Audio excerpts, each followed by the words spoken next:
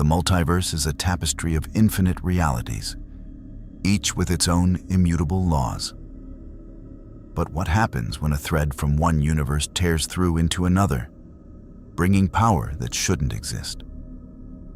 When a hunter forged in modern darkness falls into a medieval world where monsters are part of the natural order, which rules bend first and which break entirely? The rift opened in silence. No thunder announced it. No cosmic fanfare heralded the moment when two realities intersected.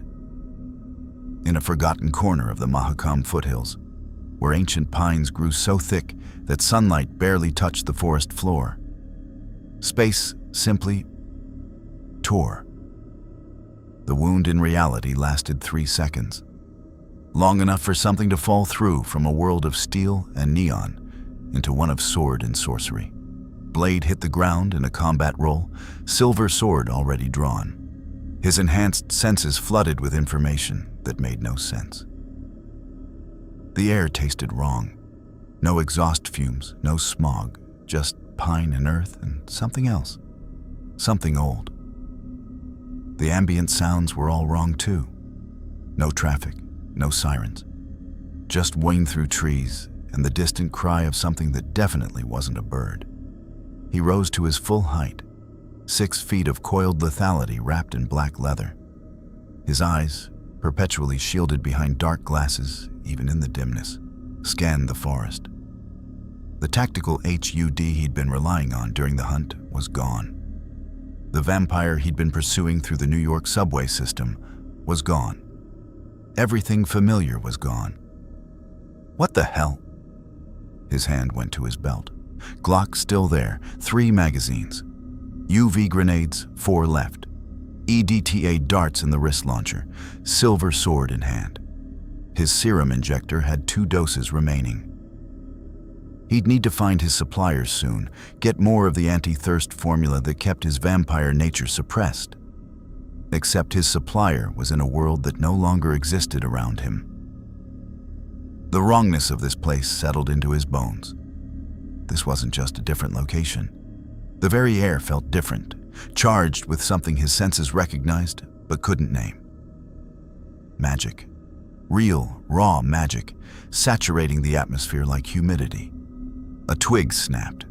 Blade spun, sword raised, and his enhanced vision pierced the shadows. 3 figures emerged from the tree line. Not human. Their proportions were wrong, movements too fluid, eyes reflecting light like animals. His vampire sense screamed warnings, but the signals were confused, distorted. These weren't vampires, not the kind he knew. Ghouls. Though Blade had no name for them yet, his instincts recognized predators when he saw them. Gray-skinned, hunched, with claws that could disembowel and jaws that could crack bone. They circled him with the patience of pack hunters who'd done this 1,000 times. The first one lunged. Blade moved with supernatural speed, his Daywalker reflexes turning the world to slow motion. The ghoul's claws swiped through empty air as he sidestepped, his sword coming up in a fluid arc that separated the creature's head from its shoulders. Black blood sprayed. The body hadn't hit the ground before he was moving again. The second ghoul died before it realized its packmate was dead. Blade's blade punched through its chest, angled up to destroy the heart. He twisted the sword and ripped it free in the same motion, letting momentum carry him into a spin that brought him face to face with a third creature. This one was smarter. It feinted left, then right, trying to get him to commit. Blade didn't take the bait. He waited, perfectly still, letting his enhanced hearing track the creature's heartbeat, the tension in its muscles. When it finally committed to its attack, he was already moving. His free hand shot out, caught the ghoul by the throat, and slammed it into a tree trunk hard enough to crack bark. The silver sword followed a heartbeat later, pinning the creature through the skull. Silence returned to the forest. 3 corpses leaked black ichor into the pine needles. Blade pulled his sword free and examined the blade. The blood was wrong, consistency too thick, color too dark, smell acrid and alien. He'd killed thousands of vampires. Wait, these weren't vampires. What are you? The question hung in the air, unanswered. Blade sheathed his sword and began a tactical assessment. Unknown location, unknown threats, limited ammunition for modern weapons, serum supply critically low, no extraction plan, no communication with his network.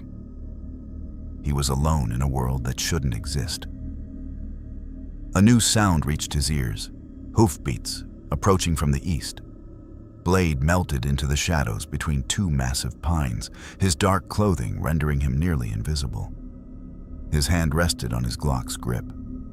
Silver bullets, blessed and UV treated. 16 rounds. Make them count. The rider appeared through the trees, a lone figure on a dark horse, moving with practiced ease through the difficult terrain.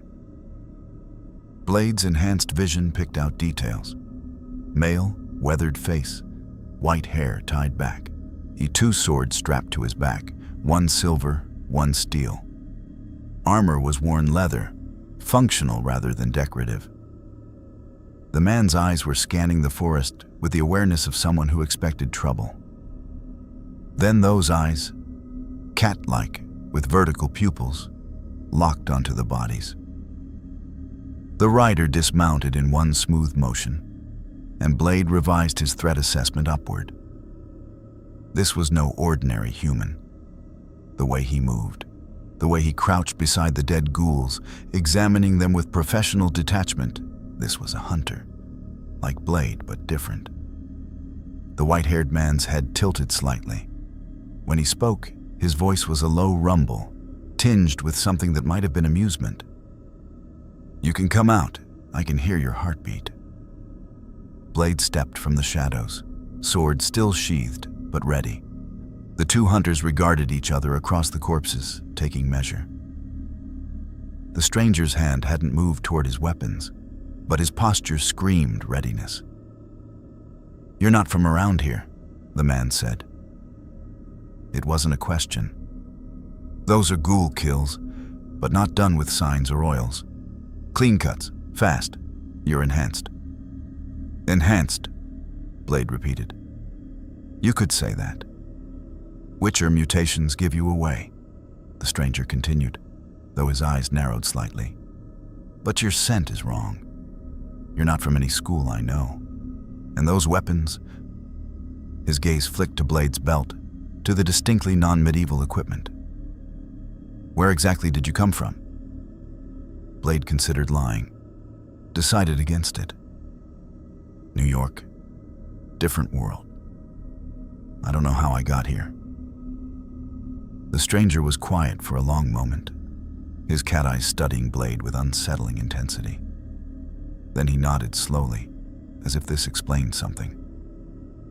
"Conjunction of spheres, or something like it. Magic has been unstable lately. Sorceresses experimenting with portals." He straightened. "I'm Geralt of Rivia. I'm a witcher." "Blade. Just Blade. Just Blade." Geralt's lips quirked in something that might have been a smile. "Fair enough. What were you hunting when you fell through?" "Vampire."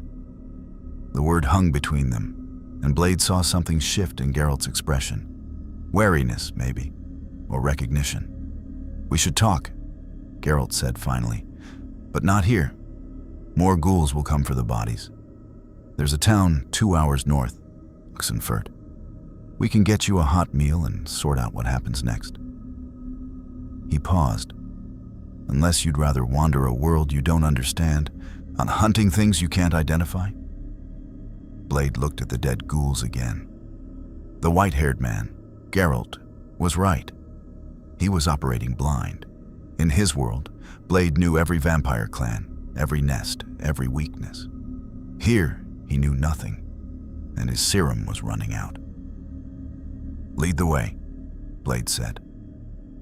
As they walked toward Geralt's horse, Blade caught the Witcher glancing at him, assessing, calculating. The feeling was mutual. This Geralt was dangerous, enhanced reflexes, trained killer, experienced hunter. In another world, they might have been enemies. In this one, Blade needed information more than he needed to enforce territorial boundaries. The forest around them grew darker as evening approached. Blade's enhanced senses picked up movement in the shadows, things watching, waiting. This world was alive with predators. In his world, vampires hid in the darkness because humans feared them. Here it seemed monsters and humans coexisted in some kind of terrible equilibrium. "Tell me about vampires," Blade said as they walked. "In this world." Geralt was silent for several steps. When he finally spoke, his voice carried a weight that Blade recognized. The tone of someone delivering news that would change everything. "That depends. Which kind do you want to know about? The mindless echimaras and catechans? Or the higher vampires? The ones who can pass for human, who are nearly immortal, and who some witchers call friend?" Blade stopped walking. His hand moved unconsciously toward his sword. "Say that again." Geralt turned, meeting Blade's eyes without flinching. "In this world, some vampires are people. Thinking, feeling, moral beings who choose not to feed on humans. And I fought alongside one. Saved his life. He's saved mine." The forest seemed to hold its breath. Blade's jaw clenched, every instinct screaming that this was wrong, that vampires were monsters, that there was no such thing as a good vampire. But Geralt's eyes held no deception, just truth and a challenge. "You're going to have a hard time here," Geralt said quietly. "If you think every monster is evil." Blade said nothing, but his hand remained on his sword as they continued into the darkening woods toward a town called Oxenford, in a world where everything he'd built his existence around was about to be tested. Behind them, in the shadows, yellow eyes watched.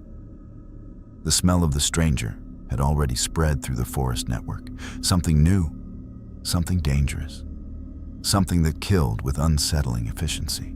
But word would reach the higher vampires soon enough. And when it did, the continent would hold its breath, waiting to see what happened when an absolute hunter met an absolute moral paradox. The multiverse had just become significantly more complicated. If you want to see more crossover battles and unexpected universe collisions, hit that subscribe button and drop the name of a character and universe you'd want to see in the comments below. Let's explore the infinite together. Oxenfurt revealed itself as the sun descended behind the Pontar River, a city of bridges and universities, where lamplight spilled from tavern windows and the sound of lute music drifted through narrow streets. Blade took it all in with the tactical awareness of someone who'd survived centuries by never relaxing his guard. Stone buildings, cobblestone streets, no electricity, no cars, no modern infrastructure. This wasn't just a different place. This was a different era. Geralt led them to a tavern called the Cunning Fox, tying his horse, Roach he'd called her, outside. The Witcher moved through the crowd with practiced ease, ignoring the way conversations died when people noticed his cat eyes and white hair. Blade followed, his own presence drawing even more attention. The dark glasses, the leather coat, the visible weapons. He looked like nothing these people had ever seen.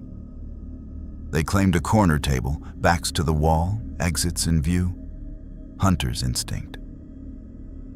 A serving girl approached, nervous but professional. Geralt ordered ale and whatever stew was hot. Blade asked for water. When the girl left, Geralt leaned back, studying his companion with those unsettling yellow eyes.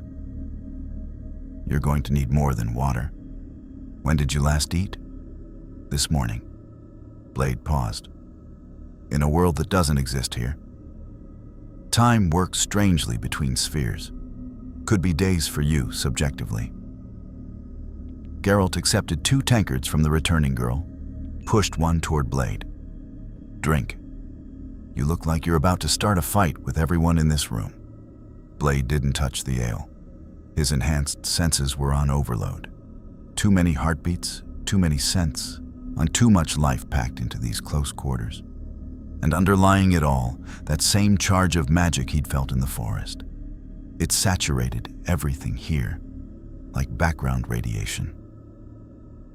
Tell me about this world, Blade said. No politics, no history lessons. Just what I need to survive. Geralt took a long pull from his tankard. Practical. I can work with that. He set the drink down. Monsters are real. Dozens of species, each with different weaknesses. Some are mindless predators, ghouls, drowners, neckers. Kill on sight. Others are intelligent, higher vampires, succubi, some elementals. Those require discretion. Discretion. Blade's tone made it clear what he thought of that concept. Judgment, Geralt corrected. I've killed monsters who begged for mercy and didn't deserve it. I've spared monsters who earned it. The difference matters. In my world, vampires are parasites. They feed on humans. They kill. There's no gray area. And in this world, humans start pogroms against non-humans and burn innocent people alive because they look different. Geralt's voice remained level, but something hard entered his expression. Evil isn't defined by species. It's defined by choice. Blade was silent. Every instinct, every year of hunting, every vampire he'd staked screamed that Geralt was wrong. But he'd seen the certainty in the Witcher's eyes. This wasn't philosophy. This was experience. The serum I use, Blade said, changing subjects. It suppresses my vampire nature, keeps the bloodthirst manageable. I have 2 doses left. After that, you'll need an alchemist. Geralt straightened, interest sharpening his gaze. You're part vampire?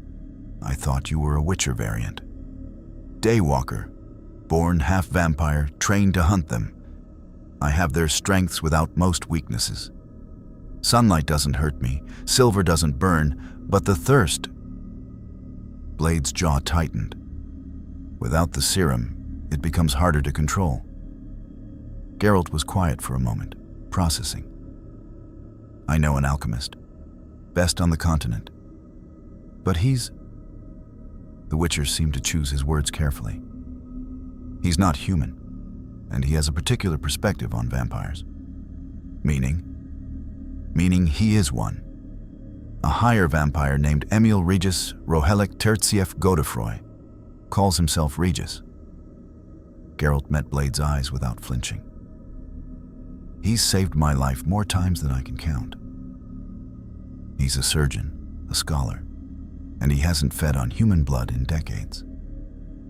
If anyone can help you recreate your serum with local ingredients, it's him. Blade's hand moved to his sword. The motion was unconscious, automatic. Geralt noticed but didn't react, just waited. You want me to trust a vampire with my blood chemistry. I want you to survive long enough to figure out how to get home, or at least long enough to not become the monster you hunt. Geralt's tone was matter-of-fact. Your choice. But if you go feral in a crowded city because your serum ran out, I'll put you down myself. Professional courtesy. The threat hung between them, honest and unadorned. Blade recognized it for what it was, not posturing, but a statement of fact. Geralt was fast enough, skilled enough, and experienced enough to make good on it. The Witcher had probably killed dozens of creatures as dangerous as Blade. How long until we reach this Regis? He moves around. Last I heard, he was in Dillingen, 3 days north. But Geralt hesitated. There's a problem. The Church of the Eternal Fire has been active in that region. They're hunting non-humans, burning anyone they claim practices dark magic.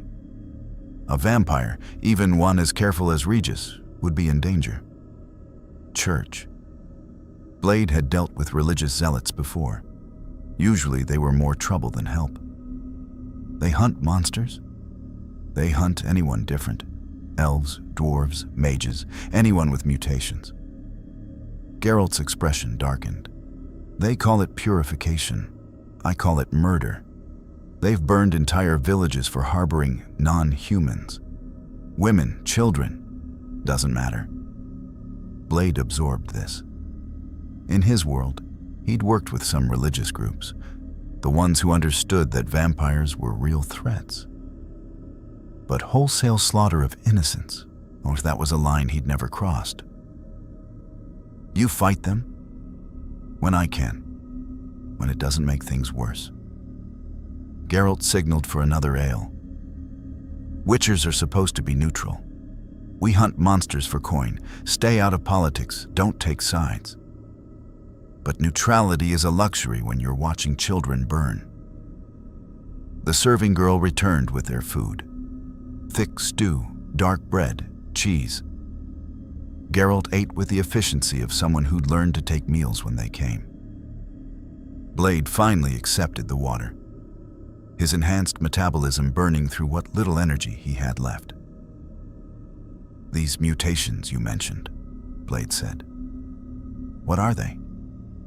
Witchers are made, not born. They take children, usually boys, and put them through alchemical processes. Potions, toxins, mutagens. Most don't survive. Those who do come out changed. Enhanced senses, faster reflexes, longer lifespan. We're trained to fight monsters. Geralt paused. Sound familiar? Similar process, different result. Blade considered. How many witchers are there? Not many. The schools are dying. People fear us as much as they need us. We're mutants, freaks. Useful when there's a contract. Dangerous the rest of the time. There was no bitterness in Geralt's voice, just acceptance. Most of us work alone. I work alone too. I noticed. Geralt finished his stew. But alone doesn't work here, not if you want to survive. This isn't your world, Blade. You don't know the monsters, the politics, the magic. You need allies. I don't do allies. Then you'll die. Probably within a week.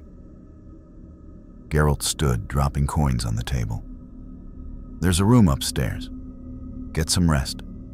Tomorrow we'll figure out our next move. Blade didn't argue, that he was exhausted, disoriented, and his tactical position was compromised. One night in a secure location to gather intelligence and plan. That made sense. The room was small but clean. A single window overlooked the street. Blade checked exits, sight lines, approaches. Then he removed his coat and weapons, laying them within easy reach. The serum injector caught the lamplight. 2 doses, maybe 3 days before the bloodthirst became unmanageable. He sat on the bed, finally allowing himself to process the situation. Dimensional displacement. No way home that he knew of. Trapped in a medieval world where vampires could be good and humans could be monsters. Where everything he'd built his existence around was being challenged. A knock at the door brought him to his feet, sword in hand. It's Geralt. Blade opened the door. The Witcher stood in the hallway, holding a small vial filled with amber liquid. Cat potion, Geralt explained. Witcher alchemy. Enhances night vision beyond even our mutations. You'll need it if we're traveling at night. The roads are dangerous after dark. He held out the vial. It won't hurt you, but it might taste like death. Blade took the vial, studying the liquid. Why help me? Geralt was quiet for a moment. Because you're a hunter in a world you don't understand, trying to survive. I've been there. He turned to leave, then paused. And because I'm curious what happens when someone with your certainty meets the moral complexity of the continent. Should be interesting. And if I start killing your vampire friend? Then one of us dies. Geralt's tone was casual, but his eyes were serious. Probably you. Regis is older and stronger than you can imagine, but I'd rather not find out. He nodded toward the vial. Get some sleep. We leave at dawn. The door closed. Blade was alone again, holding a potion made by alchemy he didn't understand, about to travel with a witcher who befriended vampires, toward a meeting with a creature that should be his mortal enemy. He looked out the window at the medieval city, at the lamplight and shadows, at a world that didn't know cars or guns or skyscrapers. Somewhere out there were monsters. Dozens of species, Geralt had said. And among them, vampires who thought, who felt, who chose not to kill. Everything in Blade's training said that was impossible. Vampires were monsters, period. But he'd seen truth in Geralt's eyes. And if there was one thing Blade had learned in his centuries of hunting, it was that survivors adapted or died. He set the potion on the nightstand and lay back on the bed, sword across his chest. Tomorrow he'd meet with a vampire and try not to kill it on sight. The thought should have been impossible. Instead, it was just the next mission. Outside, the continent settled into night, and in cities and forests across the land, word continued to spread. A new hunter had arrived, one who killed with speed and precision that rivaled even witchers. The higher vampires heard the rumors and grew wary. The sorceresses heard and grew curious. The church heard and grew hungry. Blade had entered their world. Now they would all learn what that meant. Dawn broke gray and cold over Oxenford. Blade was already awake. He'd barely slept, his enhanced senses picking up every footstep in the inn, every heartbeat, every whisper of conversation. Old habits from a lifetime of hunting creatures that moved in darkness. Geralt met him in the common room, carrying supplies. Dried meat, bread, 2 water skins, and several small vials of colored liquids that Blade recognized as the Witcher potions. The white-haired hunter moved with the easy efficiency of someone who'd done this 1,000 times. We'll follow the Pontar north, then cut east toward Dillingen, Geralt said, unfolding a worn map on the table. 3 days on horseback if we push, 4 if we run into trouble. We'll run into trouble, Blade said. It wasn't pessimism, just experience. Probably. Geralt rolled up the map. Nora, the roads have been dangerous lately. Increased monster activity, bandits taking advantage of the chaos, church patrols looking for anyone suspicious. His eyes flicked to Blade's distinctly foreign appearance. You're going to draw attention. I always do. They left Oxenford as the city woke, crossing the bridge over the Pontar. The river was wide and dark, reflecting the overcast sky. Blade rode behind Geralt on Roach. The horse had objected initially to carrying 2 riders, but Geralt had a way with the animal that bordered on supernatural. The landscape rolled past in shades of green and brown. Farmland gave way to forest, and forest to open plains. Blade cataloged everything: terrain, choke points, places where ambushes might wait. His tactical mind never stopped working, even in a world he didn't understand. They'd been riding for 2 hours when Geralt suddenly reined in Roach, his head tilting in that characteristic listening posture. What is it? Blade asked, his hand already moving to his sword. Heartbeats. Multiple. Human. Moving fast. Geralt's cat eyes scanned the tree line ahead. And they're afraid. A moment later, Blade heard them too. His enhanced senses picking up the sound of running feet, ragged breathing, sobbing. Then figures burst from the forest. A woman clutching a small child, an older man with blood on his shirt, two teenagers supporting each other. All of them running like death itself was on their heels. Behind them came the riders, 6 men on horseback, wearing white tabards marked with a burning flame. Armor that was more ceremonial than practical. But the swords they carried were real enough, or they moved with the confidence of predators chasing exhausted prey.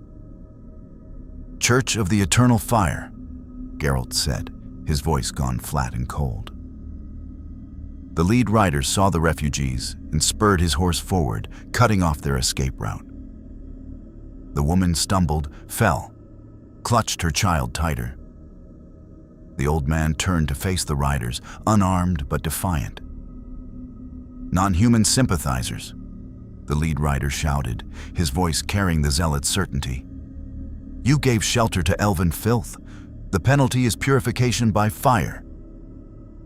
"They were children," the old man shouted back.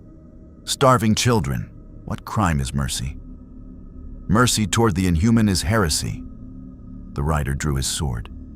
"Your compassion damns you." Geralt's hand moved to his sword hilt. Blade felt the Witcher's muscles tense, saw the calculation in those yellow eyes. 6 armed riders against 1 Witcher.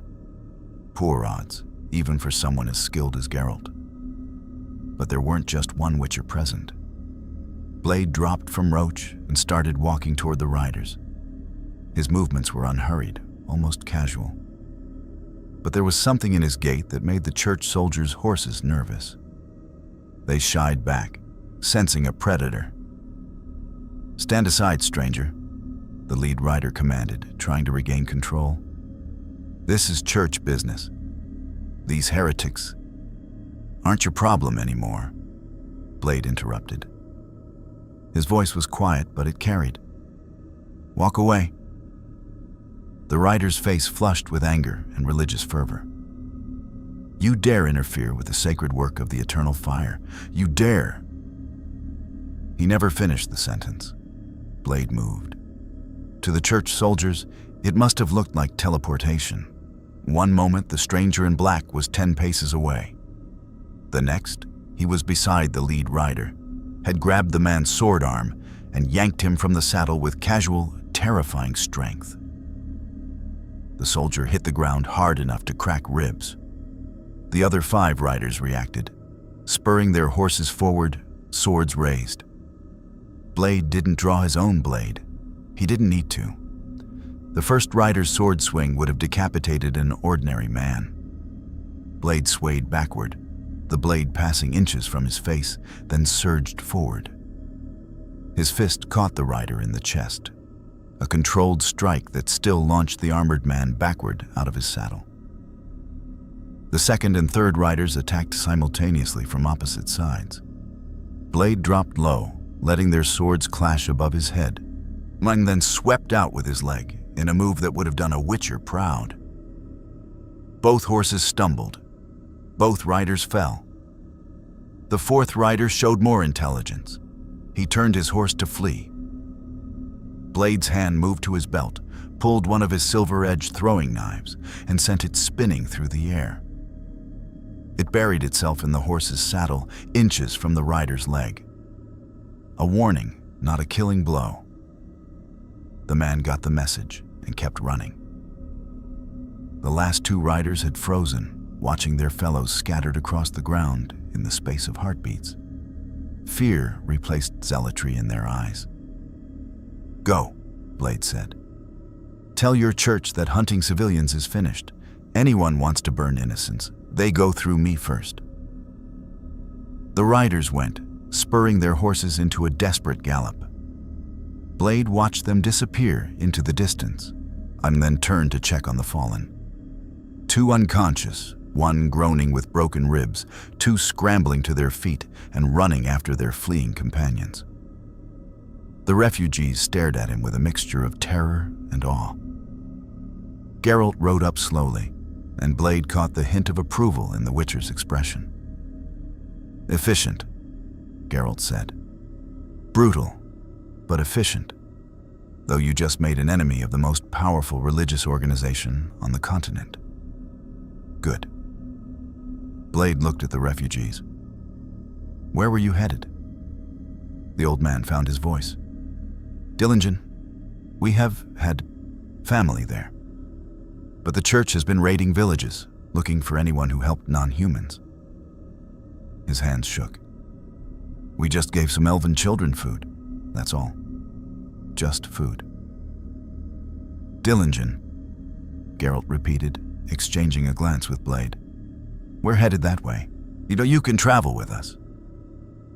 The woman looked up, still clutching her child. But the church will come back, with more soldiers. Anyone helping us we'll deal with it. Blade cut her off. His tone didn't invite argument. Get up, we're moving. They traveled together through the afternoon, the refugees on foot struggling to keep pace with Roach. Blade walked beside them, his enhanced stamina making the march trivial. Geralt rode ahead, scouting, but Blade noticed the Witcher never strayed far. Protective instinct, maybe, or tactical awareness that their group was now a high-value target. As they walked, the old man, his name was Mikael, told them more. The church's purges had intensified over the past months. Whole villages emptied, populations relocated to camps. Non-humans hunted systematically, and anyone who showed them mercy was branded a heretic. It's Radovid's influence, Mikael said, the name heavy with fear. The new king of Redania. He's given the church free reign, called it purification of the realm. They say he wants to unite the North under human rule, eliminate anything that isn't pure. Blade had heard similar rhetoric before. Zealots always found reasons to justify atrocities. Species, religion, politics. The excuse changed, but the bodies piled up the same. What about the Witchers? Blade asked. Don't they stop this? Mikael shook his head. Witchers stay neutral. They hunt monsters for coin, but they don't involve themselves in this. He gestured vaguely at himself, at the situation. Can't blame them. The church would turn on Witchers too if they interfered. Blade glanced at Geralt, riding ahead. The Witcher's shoulders were tight, his posture suggesting he'd heard every word. Neutrality. The code that kept Witchers alive, but required them to watch injustice unfold. They made camp that evening in a clearing off the main road. Geralt built a fire using a quick gesture. A sign, he called it, a simple magical trick Witchers learned. Blade watched the flames spring to life from nothing and filed the information away. Magic. Real, functional magic. He'd need to understand it if he wanted to survive here. The refugees huddled near the fire, sharing the dried meat Geralt provided. The child, a girl maybe 5 years old, had finally stopped crying.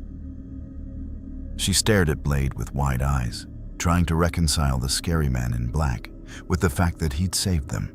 Geralt sat beside Blade at the edge of camp, both of them positioned where they could watch the approaches. That was foolish, Geralt said quietly. Taking on the church like that. They were going to murder those people. They were. And now the church knows there's someone on the continent who can fight like that. They'll send more soldiers, better equipped, maybe even hire Witchers to hunt you. Let them try. Blade's tone was flat. I've been hunted before. Geralt was silent for a moment. You know what the difference is between a Witcher and a hero? What? Witchers survive. Heroes die young and inspire songs. The Witcher's yellow eyes reflected firelight. I've seen a lot of heroes die, Blade. Usually because they couldn't walk away from a fight that wasn't theirs. Is that what you do? Walk away? The question hung between them. Geralt's jaw tightened, and for a moment Blade thought he'd pushed too far. Then the Witcher sighed. I try. Neutrality is survival. Getting involved in human politics, taking sides. It's how Witchers end up on pyres alongside the people they tried to save. Geralt stared into the fire. But yeah, sometimes I walk away, and sometimes I hate myself for it. Blade understood. Different worlds, different circumstances, but the same fundamental question: when do you fight, and when do you survive? In my world, Blade said, the choice was simpler. Vampires kill humans. I kill vampires. Clear lines. And now? Now I'm in a world where apparently some vampires are poets, and some humans burn children. Blade's hands clenched. Lines aren't as clear. Welcome to the continent, Geralt said, something that might have been sympathy in his voice. Nothing here is simple. The monsters aren't always evil, the humans aren't always good, and every choice has consequences you can't predict. They sat in silence after that, 2 hunters keeping watch while refugees slept. The fire crackled, night insects chirped, and somewhere in the darkness, something howled, a sound that made the horses nervous and brought both hunters to their feet. Wolf? Blade asked. Worse, Warg, giant, aggressive, usually travel in packs. Geralt's hand went to his silver sword. They hunt at night, take down anything that moves. The howl came again, closer this time, answered by 2 more from different directions. Mikhail woke, saw the hunters' postures, and quickly roused the others. The woman grabbed her daughter. Stay by the fire, Geralt commanded. Wargs are smart enough to be cautious of flames. Are they smart enough to be afraid of me? Blade asked, drawing his sword. Let's find out. The first Warg emerged from the tree line. Massive, easily the size of a small horse, with fur black as pitch and eyes that gleamed with malevolent intelligence. 2 more flanked it, circling the camp with pack-hunting coordination. Geralt raised his left hand, fingers moving in a specific pattern. Igni, he said, and fire erupted from his palm in a focused stream. The lead Warg yelped and dodged back, singed but not seriously hurt. The other 2 Wargs used the distraction to attack from opposite sides. Blade moved left, Geralt right, both hunters intercepting their targets with perfect timing born of decades of experience. Blade's Warg leaped, jaws aimed for his throat. He sidestepped with supernatural speed and brought his sword up in a rising slash that opened the creature's belly. The Warg hit the ground, thrashing, dying but not yet dead. Blade ended it with a quick thrust through the skull. Geralt's fight was more elegant. A dance of blade and sign, silver sword moving in arcs that seemed to anticipate where the Warg would be rather than where it was. Fire signs forced the beast into predictable patterns, and the silver sword exploited every opening. The Warg died with Geralt's blade through its heart. The lead Warg, the Alpha, had watched its pack die. Now it faced 2 hunters who'd killed without injury in seconds. Intelligence warred with instinct. Finally, survival won. The Warg turned and vanished into the forest, its retreat marked by crashing undergrowth. Blade wiped his blade clean. That's what you hunt for coin. Among other things, Wargs, drowners, griffins, leshens. Anything that threatens humans and pays well. Geralt sheathed his sword. Though Wargs are usually more cautious. Something's driving predators toward human settlements lately. Monster activity is up across the board. Connected to the dimensional rifts, the magic instability? Maybe. The Lodge would know more. Geralt returned to the fire. If we can get an audience, sorceresses don't usually make time for witchers. The rest of the night passed without incident. Blade took first watch, his enhanced senses monitoring the darkness while refugees slept. When Geralt relieved him at midnight, Blade finally allowed himself a few hours of rest. He dreamed of New York, on of neon and concrete and the familiar rhythm of hunting vampires through subway tunnels. When he woke, the sun was rising over a medieval forest, and his serum injector was down to 1 dose. They reached the outskirts of Dillingen by afternoon. The town was larger than Blade expected. Stone walls, guard towers, a population in the thousands. But something was wrong. He could smell it before they got close. Smoke, recent, and underneath, the sickly sweet stench of burned flesh. Geralt's face went cold and hard. "Stay close," he said to the refugees. "Don't speak unless spoken to. And if anyone asks, you're under my protection." They entered through the main gate. The guards barely glanced at them. They were too busy watching the town square, where a pyre was being built. Fresh timber, carefully stacked. A post in the center. Professional construction. Someone was going to burn today. And as they moved deeper into the town, Blade saw the white tabards of the Church of the Eternal Fire everywhere. Dozens of soldiers, all armed, all watching the population with zealots' eyes. "Geralt," Blade said quietly, "this is a trap." "I know," the Witcher replied. "But Regis was last seen here. If the Church has him—" He didn't finish the sentence. He didn't need to. They both knew what happened to monsters the Church captured. Somewhere in this town was a higher vampire, an intelligent, peaceful being who'd lived for centuries. And the Church intended to burn him alive in front of a crowd. Blade's hand moved to his sword. 1 dose of serum left. A town full of religious zealots. A vampire he'd never met who was supposed to be his enemy. And a choice that would define what kind of hunter he'd be in this new world. The town square of Dillingen was packed with bodies. Not corpses, but living people pressed shoulder to shoulder, held in place by fear and morbid curiosity. Church soldiers lined the perimeter, their white tabards pristine against the mud and grime of medieval life. At the square's center, the pyre waited like a patient predator. Blade and Geralt moved through the crowd with practiced stealth, leaving the refugees at a safe house Mikael knew. The press of humanity provided cover, but Blade's enhanced senses were screaming warnings. Too many heartbeats, too much fear sweat, too many hands near weapons. This whole situation could explode into violence with one wrong move. "There," Geralt murmured, nodding toward a raised platform beside the pyre.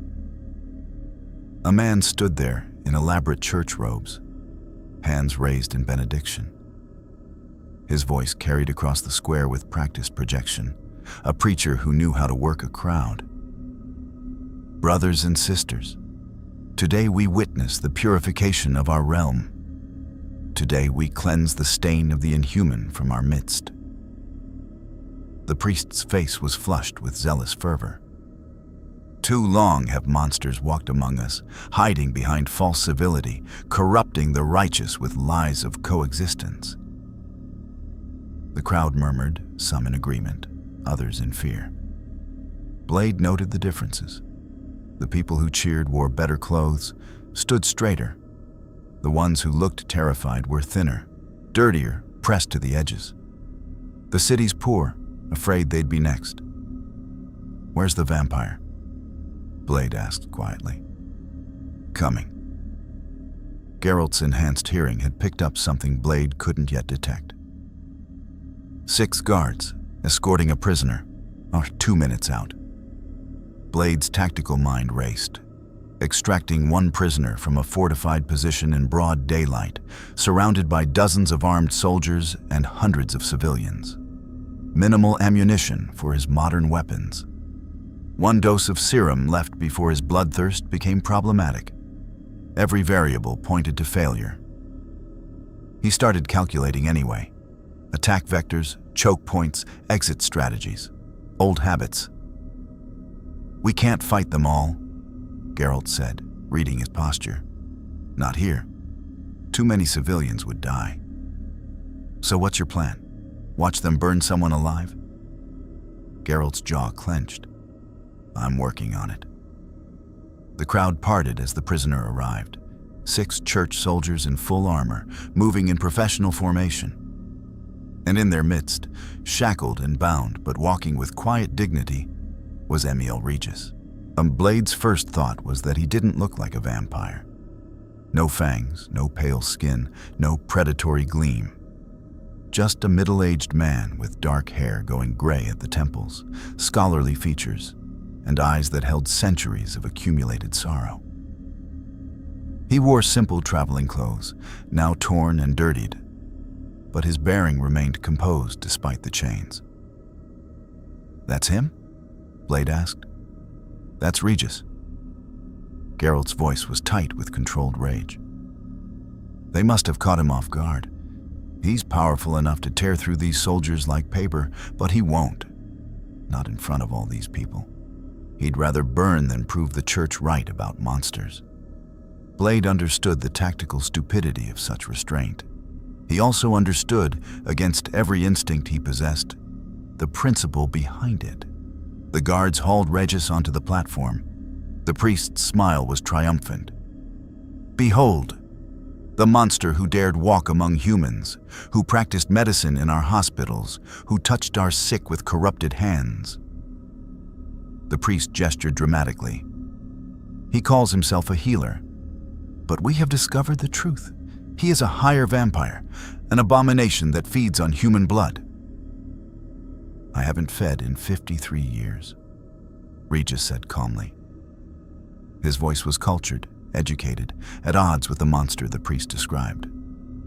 I treat the sick, all the sick, human and non-human alike. That is my crime, showing mercy without discrimination. Lies! The priest's face purpled. The testimony of monsters holds no weight before the eternal fire. You will burn, and your ashes will serve as warning to all who would corrupt humanity with false compassion.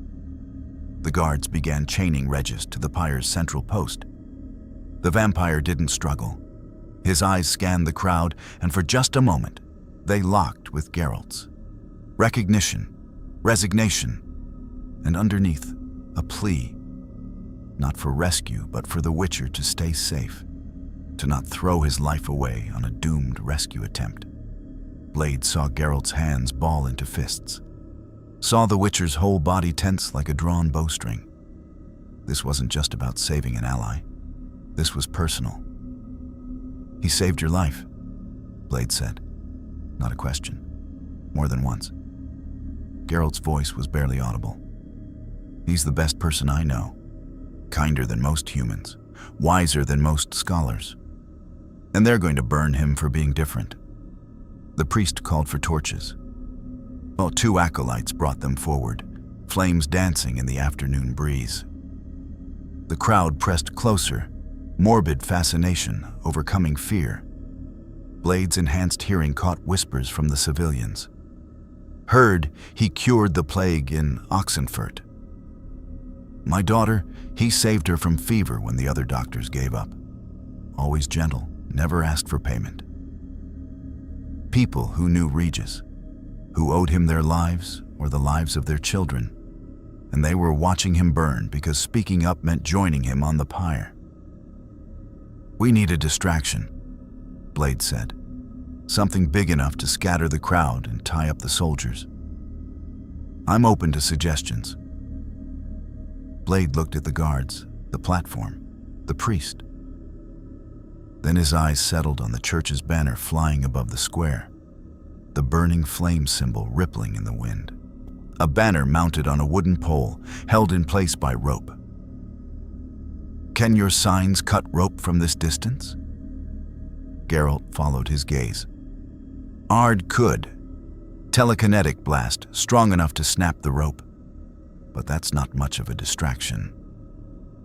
It is if the banner falls on the pyre and sets the platform on fire. Blade's tactical mind was working now, piecing together a plan. Chaos. The priest will panic, try to save himself. Guards will move to contain the fire. In that confusion, we grab Regis and run. Geralt's eyes narrowed, calculating. Risky. We'd need a clear exit route, horses waiting, and somewhere to disappear before they reorganize. I saw stables 2 streets over. You get the horses ready. I'll create the distraction and extract the target. Alone? Against trained soldiers? Geralt shook his head. You're fast, but I'm faster than you think. Blade met the Witcher's eyes. And I've pulled hostage extractions before. Trust me. The word hung between them. Trust. A concept both hunters had learned to avoid. But time was running out. The acolytes were approaching the pyre with their torches, and Regis stood calm and resigned at the post.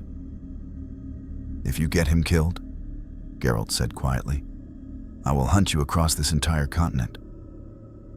Understood. Now move.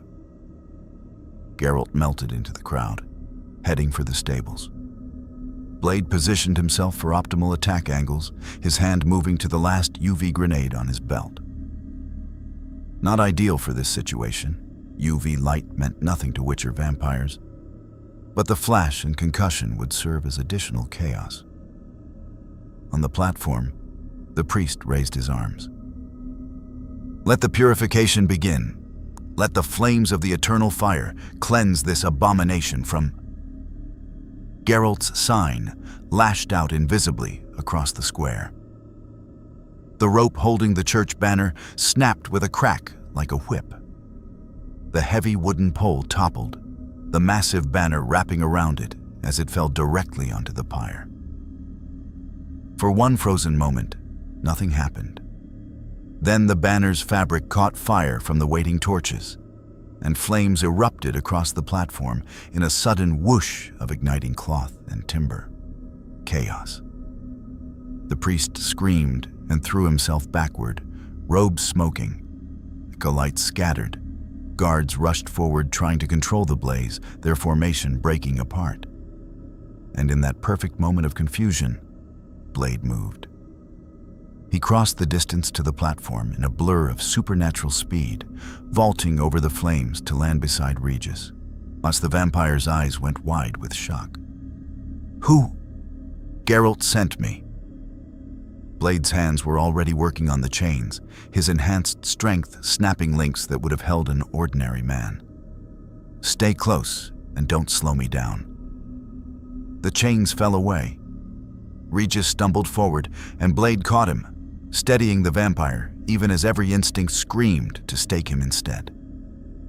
Up close, Blade could smell it. The wrongness, the otherness. Vampire. Every fiber of his being wanted to destroy this creature. He shoved the instinct down and pulled Regis toward the platform's edge. A church soldier appeared through the smoke, sword raised. Blade didn't break stride. His elbow caught the man's throat in passing, a precise strike that crushed the windpipe without killing. The soldier dropped, choking. You're enhanced, Regis observed, even while being half-dragged through chaos. Interesting. The mutation signature is unlike any Witcher I've studied. Save the medical analysis. Move. They dropped from the platform into the panicking crowd. Blade's enhanced senses tracked threats, soldiers trying to reorganize, civilians fleeing in all directions, the priest shrieking orders that no one could hear over the roar of flames. Then he caught a scent that stopped him cold. Blood. Human blood.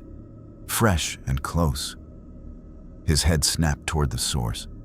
A young man had been trampled in the panic, his leg gashed open and bleeding freely onto the cobblestones. People rushed past him, too focused on escaping to help. Blade felt the thirst hit him like a physical blow. The bloodlust he'd kept suppressed for decades suddenly surging forward, demanding to be fed. His vision sharpened, focused on the bleeding wound. His fangs, usually retracted, pressed against his gums, wanting to extend. One dose of serum left. If he used it now, he'd be defenseless when it ran out. But if he didn't? Regis's hand gripped his arm. The vampire's touch was gentle but firm, and when Blade looked at him, he saw understanding in those ancient eyes. "Breathe," Regis said quietly, his voice somehow cutting through the chaos and the bloodlust. "You're in control. The blood does not control you. Breathe and center yourself. I'm a Daywalker, half vampire. I know what you are. I can smell it." Regis's grip tightened slightly. "And I know what you need. But not here. Not now. You're stronger than this moment. Prove it." The thirst screamed at Blade to ignore the vampire, to feed, to give in. But something in Regis's tone, not commanding, not judging, just stating fact, cut through the craving. Blade forced himself to look away from the bleeding civilian, forced his breathing to slow, forced the fangs to retract. The bloodlust receded, not gone, but manageable. "Good," Regis said. "Now let's find your friend before the church reorganizes."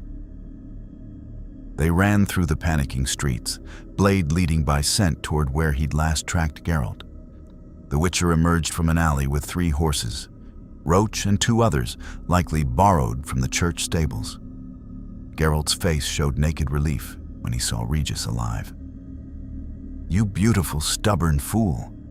I told you Dillingen was too dangerous. And I told you I had patients here who needed treatment." Regis managed a slight smile, even as he mounted one of the horses.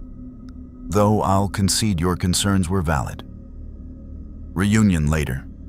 Blade cut in, swinging onto the 3rd horse. "We need distance, now." They rode hard, the sounds of chaos fading behind them as Dillingen descended into confused panic. Church soldiers would reorganize eventually, send pursuit parties. But by then, Blade's tactical mind was already planning. False trails, river crossings, routes that would confuse trackers. They rode until nightfall before Geralt finally called a halt in a dense forest clearing far from any road. All 3 of them were exhausted, even with enhanced stamina. The horses needed rest, and they needed to plan their next move.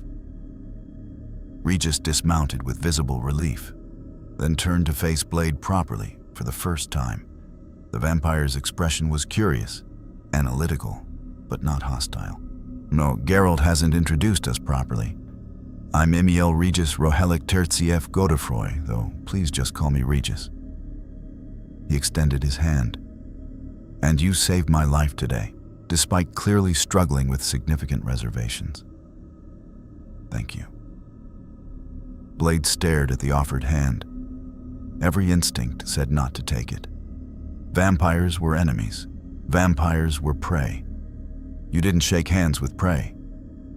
But this vampire had helped him control his bloodthirst when he'd been seconds from losing himself. This vampire had stayed calm through rescue when panic would have gotten them both killed. This vampire had just thanked him with genuine gratitude. Blade took the hand. The vampire's grip was firm, the skin warm, not the cold, dead flesh he'd expected. Blade. Fitting name for someone who moves like a sword strike. Regis released his hand. "Geralt mentioned you're from another sphere. Fascinating. And the hybrid vampire nature? I've never encountered anything quite like it in my 4 centuries of study." 4 centuries? 428 years, to be precise. Regis settled onto a fallen log with the ease of someone utterly comfortable in his own skin. "Though I spent the 1st century of that in rather poor life choices. Blood addiction, violence, the full horror show. It took nearly dying, truly dying, not just the usual recoverable injuries, to shock me into sobriety." Blade absorbed this. A vampire, admitting to addiction, claiming sobriety from blood the way a human might claim sobriety from alcohol. "You said you haven't fed in 53 years. Blade heard himself say. How? Discipline, purpose, and an understanding that blood is intoxication, not nutrition. I don't need it to survive, only to experience the euphoria. Regis's expression grew somber. But euphoria purchased with murder isn't worth the cost, so I abstain. Geralt was setting up camp, building a fire, clearly giving them space for this conversation. The Witcher knew it was necessary. Blade and Regis were going to be traveling together, at least until they figured out how to get Blade home. They needed to establish ground rules. In my world, Blade said carefully, vampires are parasites. They feed on humans. They kill. There's no choice involved. And in this world, higher vampires are sapient beings with moral agency. Regis met his eyes steadily. We can choose violence or peace. Most of my kind choose isolation. They avoid humans entirely, live in remote places, sustain themselves on animal blood if they must feed. A few, like myself, choose integration. We live among humans, contribute to society, and abstain entirely. And the ones who don't choose peace? I kill them, Regis said simply. If a higher vampire preys on humans, if they cannot or will not control themselves, then yes, I hunt them down and end them. Only another higher vampire can permanently kill our kind, so it falls to those of us with restraint to police those without. Blade studied the vampire with new assessment, not just a peaceful scholar, an enforcer, a hunter of his own kind, just like Blade. Show me, Blade said. Show you what? Your true form, what you really are underneath the human mask. Regis hesitated, glancing at Geralt. The Witcher nodded slightly, permission or understanding, and then Regis stood and stepped into the shadows at the clearing's edge. What emerged wasn't human. The creature that stepped back into the firelight was taller, its proportions subtly wrong in ways that made Blade's instincts scream. The face was still recognizably Regis, but the skin had taken on a grayish pallor, and when the vampire opened his mouth, rows of sharp teeth were visible. The eyes had changed too. Still intelligent, still aware, but with a predatory gleam that couldn't be hidden. Claws extended from fingers that were too long, too jointed. The overall effect was something caught between human and monster, beautiful and terrible in equal measure. This is what I am, Regis said, his voice deeper, resonant with something ancient. What the church sees when they look at me, what you see when you look at any vampire. He paused. Do you understand now why I didn't fight when they arrested me? If I'd revealed this form, killed even in self-defense, I would have confirmed every fear the church preaches. Better to burn than to prove monsters are monsters. Blade's hand hadn't moved to his weapon. He noted that fact with surprise. 6 months ago, 6 hours ago in subjective time, he would have attacked on instinct. But now, seeing the monster and the man occupying the same space, hearing the pain in that ancient voice, he found himself hesitating. Change back, Blade said. Regis shifted, the monstrous features receding until the scholarly gentleman stood before them again. Human, or human enough. The serum you need, Regis said, returning to the log. Geralt mentioned it suppresses your vampiric nature. I can help you recreate it. I'm an alchemist and a surgeon, and if you describe the formula, I can likely adapt it to local ingredients. And you'd help me? Help someone designed to hunt vampires? You saved my life today. Regis's smile was gentle. And more than that, you're struggling with the same battle I fought centuries ago, controlling the monster within while retaining your humanity. How could I not help someone facing that particular demon? Geralt approached with food. Dried meat, cheese, hard bread. He distributed it without comment and then settled by the fire. "So," the Witcher said, "we've got the church hunting us. You're running out of serum and we still have no idea how to get you home. Anyone have good news?" "I know someone who might help with a dimensional travel problem," Regis offered. "A sorceress named Yennefer of Vengerberg. She's been studying conjunction phenomena. Look, if anyone can find a way to send Blade back to his sphere, it's her."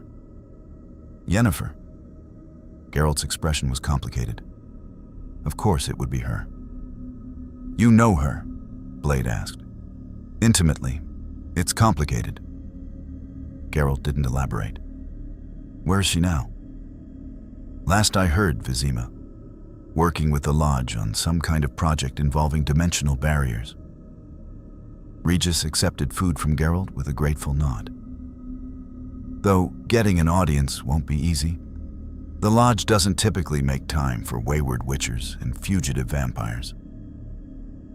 "What about Daywalker vampire hunters from other dimensions?" Blade asked dryly. "That might actually get their attention.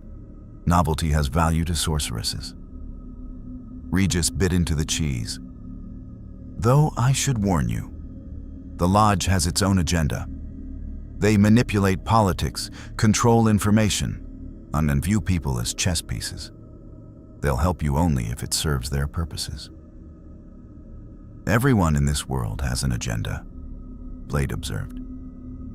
"Welcome to the continent," Geralt and Regis said simultaneously, then exchanged amused glances. They ate in companionable silence after that. 3 hunters, human, witcher, vampire, sitting around a fire in a world that would kill them all given the chance. It should have felt wrong. In Blade's old life, it would have been impossible. But as night deepened and the fire crackled, Blade found himself reassessing everything he'd believed about monsters and men. Tomorrow they'd ride for Vizima. Tomorrow they'd face sorceresses and political intrigue. Tomorrow the church would send hunters after them. But tonight, in this clearing, Blade was beginning to understand what Geralt had tried to tell him. Evil wasn't defined by species. It was defined by choice, and that changed everything. The forest was alive with pre-dawn sounds when Blade's eyes snapped open. No external threat had woken him. Just the internal alarm of his bloodthirst gnawing at his control. His last serum dose sat in the injector on his belt, and every instinct screamed to use it, to push back the craving for just a few more hours. He forced himself to sit up instead, breathing deeply, centering himself the way Regis had taught him yesterday. Mind over appetite, will over instinct. The thirst receded slightly, manageable but growing. Across the dead fire, Regis was already awake, studying Blade with those ancient, knowing eyes. "How long?" the vampire asked quietly. "Maybe 12 hours before it becomes a problem. 24 before I lose control." Blade's voice was steady despite the war happening inside him. "How long did it take you to learn control?" "Decades. And I had the advantage of not being in constant combat." Regis stood, brushing leaves from his clothing. "But I also didn't have the discipline you've clearly developed. Most young vampires who feel the thirst simply feed. You've been fighting it for how long?" "All my life."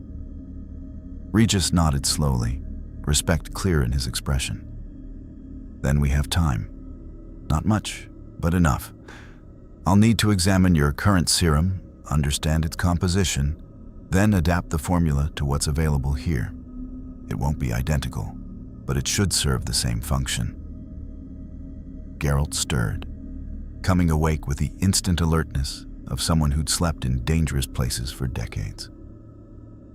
His yellow eyes assessed the camp, found no threats, then settled on his companions. "We need to move. The church will have trackers out by now."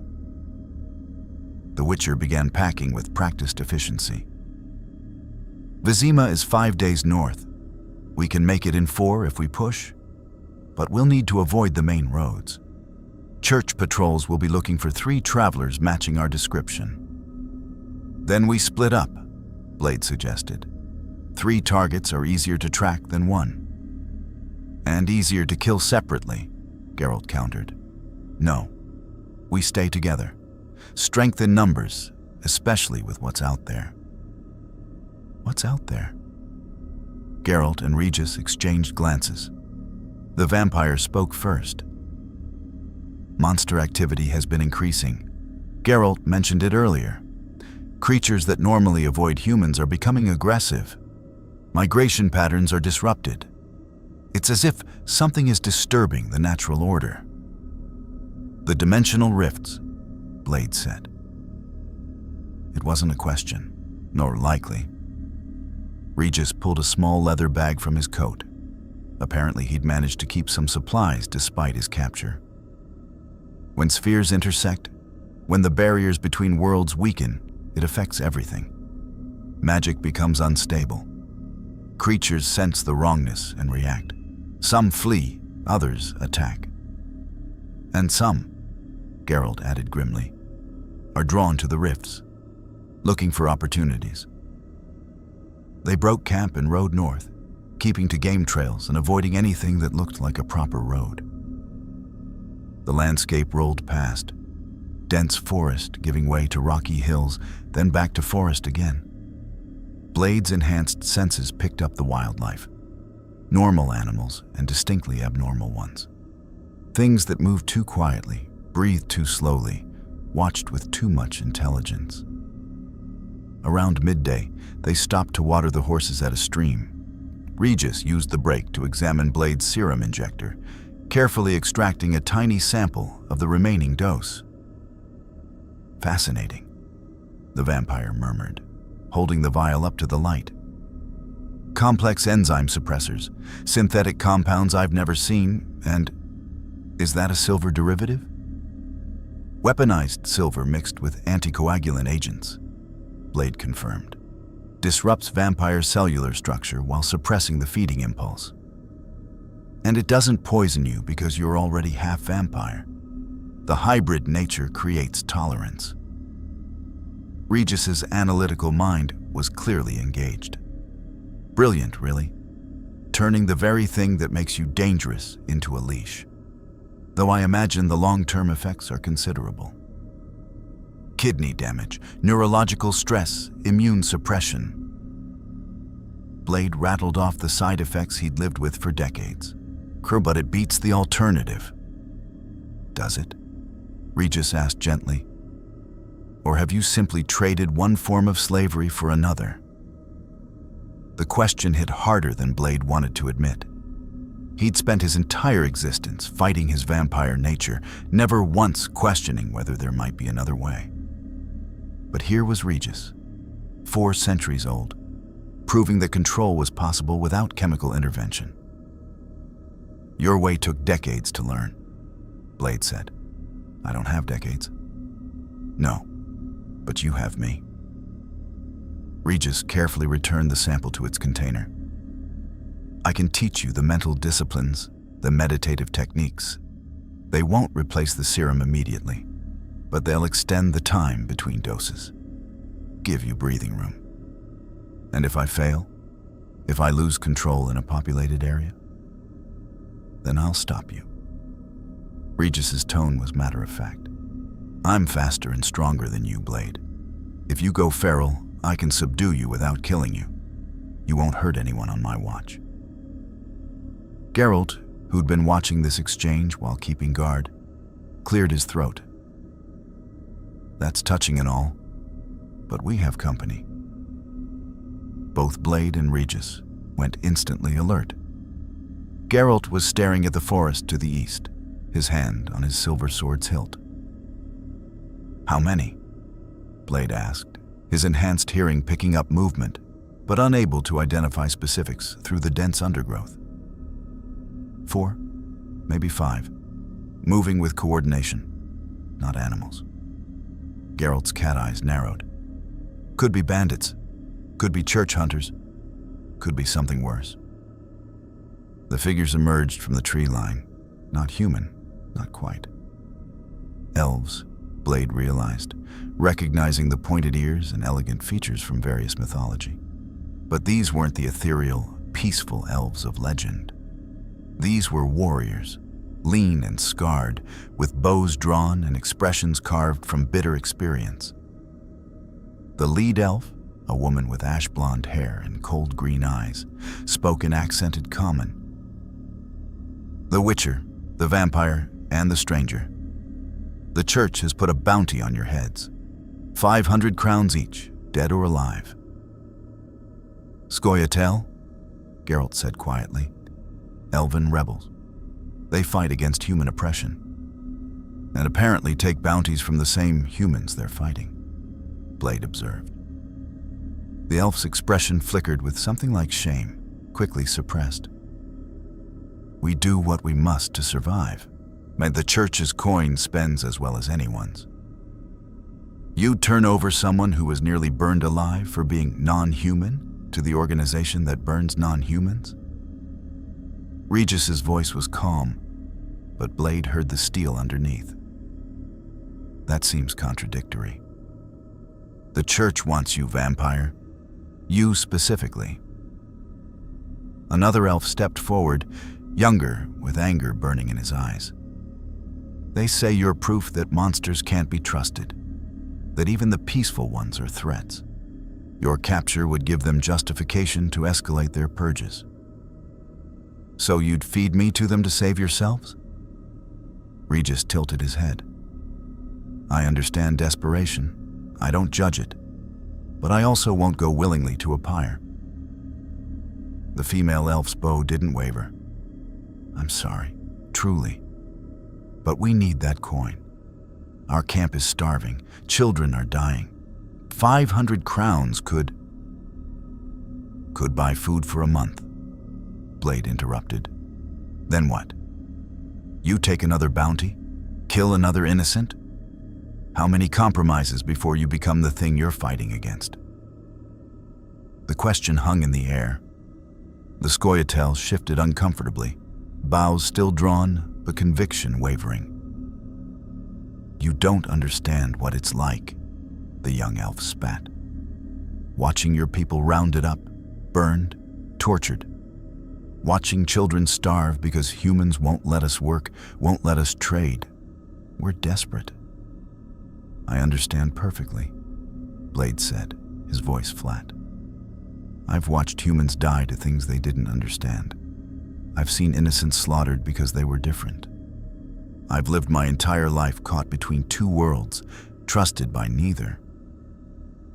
He took a step forward, and several bows tracked him.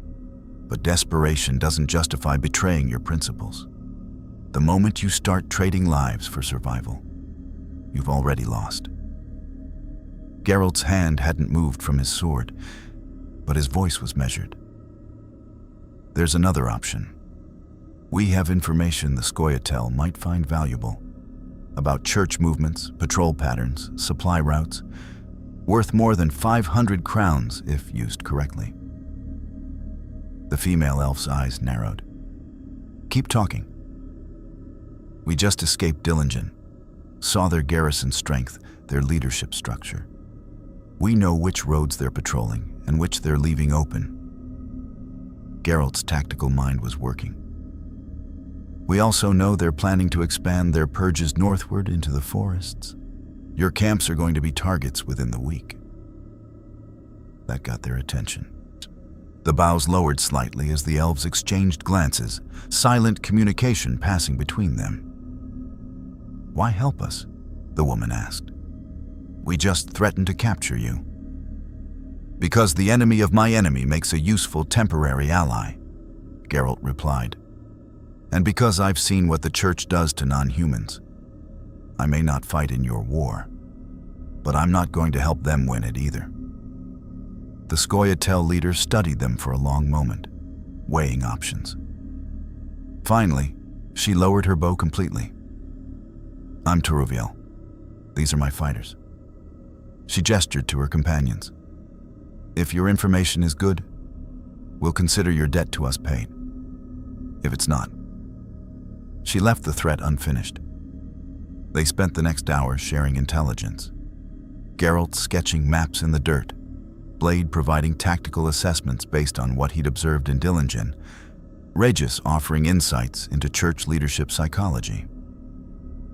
The Scoia'tael listened, asked sharp questions, and gradually relaxed their guard. The church is preparing for something big, Taruviel said finally. We've heard rumors. Convoys moving north, carrying supplies, mages being recruited, whispers about the final purification. Final purification? Regis's expression darkened. That sounds ominously genocidal. There's a gathering planned, 3 weeks from now, in Vizima. All the church leadership, military commanders, allied nobles. The young elf who'd been angry earlier spoke up. We've been trying to get spies inside, but security is too tight. Blade and Geralt exchanged glances. Vizima, where they were already headed to find the sorceress Yennefer. We're going to Vizima, Blade said. Different reasons, but same destination. If we learn anything about this gathering, we'll get word to you. How? Taruviel pulled a small carved wooden token from her belt, handed it to Geralt. Show this to any elf in Vizima. They'll know how to contact us. She paused. Your strange allies, Witcher. A vampire, a monster hunter from another world, and you. But strange times make strange partnerships. Story of my life, Geralt said dryly. The Scoia'tael melted back into the forest as quickly as they'd appeared, leaving the three travelers alone by the stream. Blade noted how easily they moved through terrain that would slow humans. Another enhanced species. Just trying to survive in a world that wanted them dead. That could have gone worse, Regis observed. Could have gone better, Blade countered. We just made a deal with rebels. The church hates us, and the lodge probably has its own agenda. We're accumulating enemies faster than allies. Welcome to politics on the continent. Geralt mounted Roach. Everyone's got a cause, everyone's got an angle, and nobody's hands are clean. Best we can do is try to minimize the body count. They rode through the afternoon, pushing hard to make up for lost time. Blade used the quiet hours to practice the meditation techniques Regis taught him, focusing on breath, on heartbeat, on the boundary between human thought and vampire instinct. It helped, marginally. The thirst was still there, patient and hungry, but he could hold it at arm's length. As evening approached, they crested a hill and saw smoke in the distance. Not campfire smoke. Too much, too black. Something burning, something big. Village, Geralt said, his enhanced vision picking out details Blade couldn't yet see. Or what's left of one. They approached cautiously, weapons ready. The village was small, maybe 30 buildings total, arranged around a central square. Or it had been. Now it was smoldering ruins and corpses. Blade dismounted, his combat instincts screaming warnings.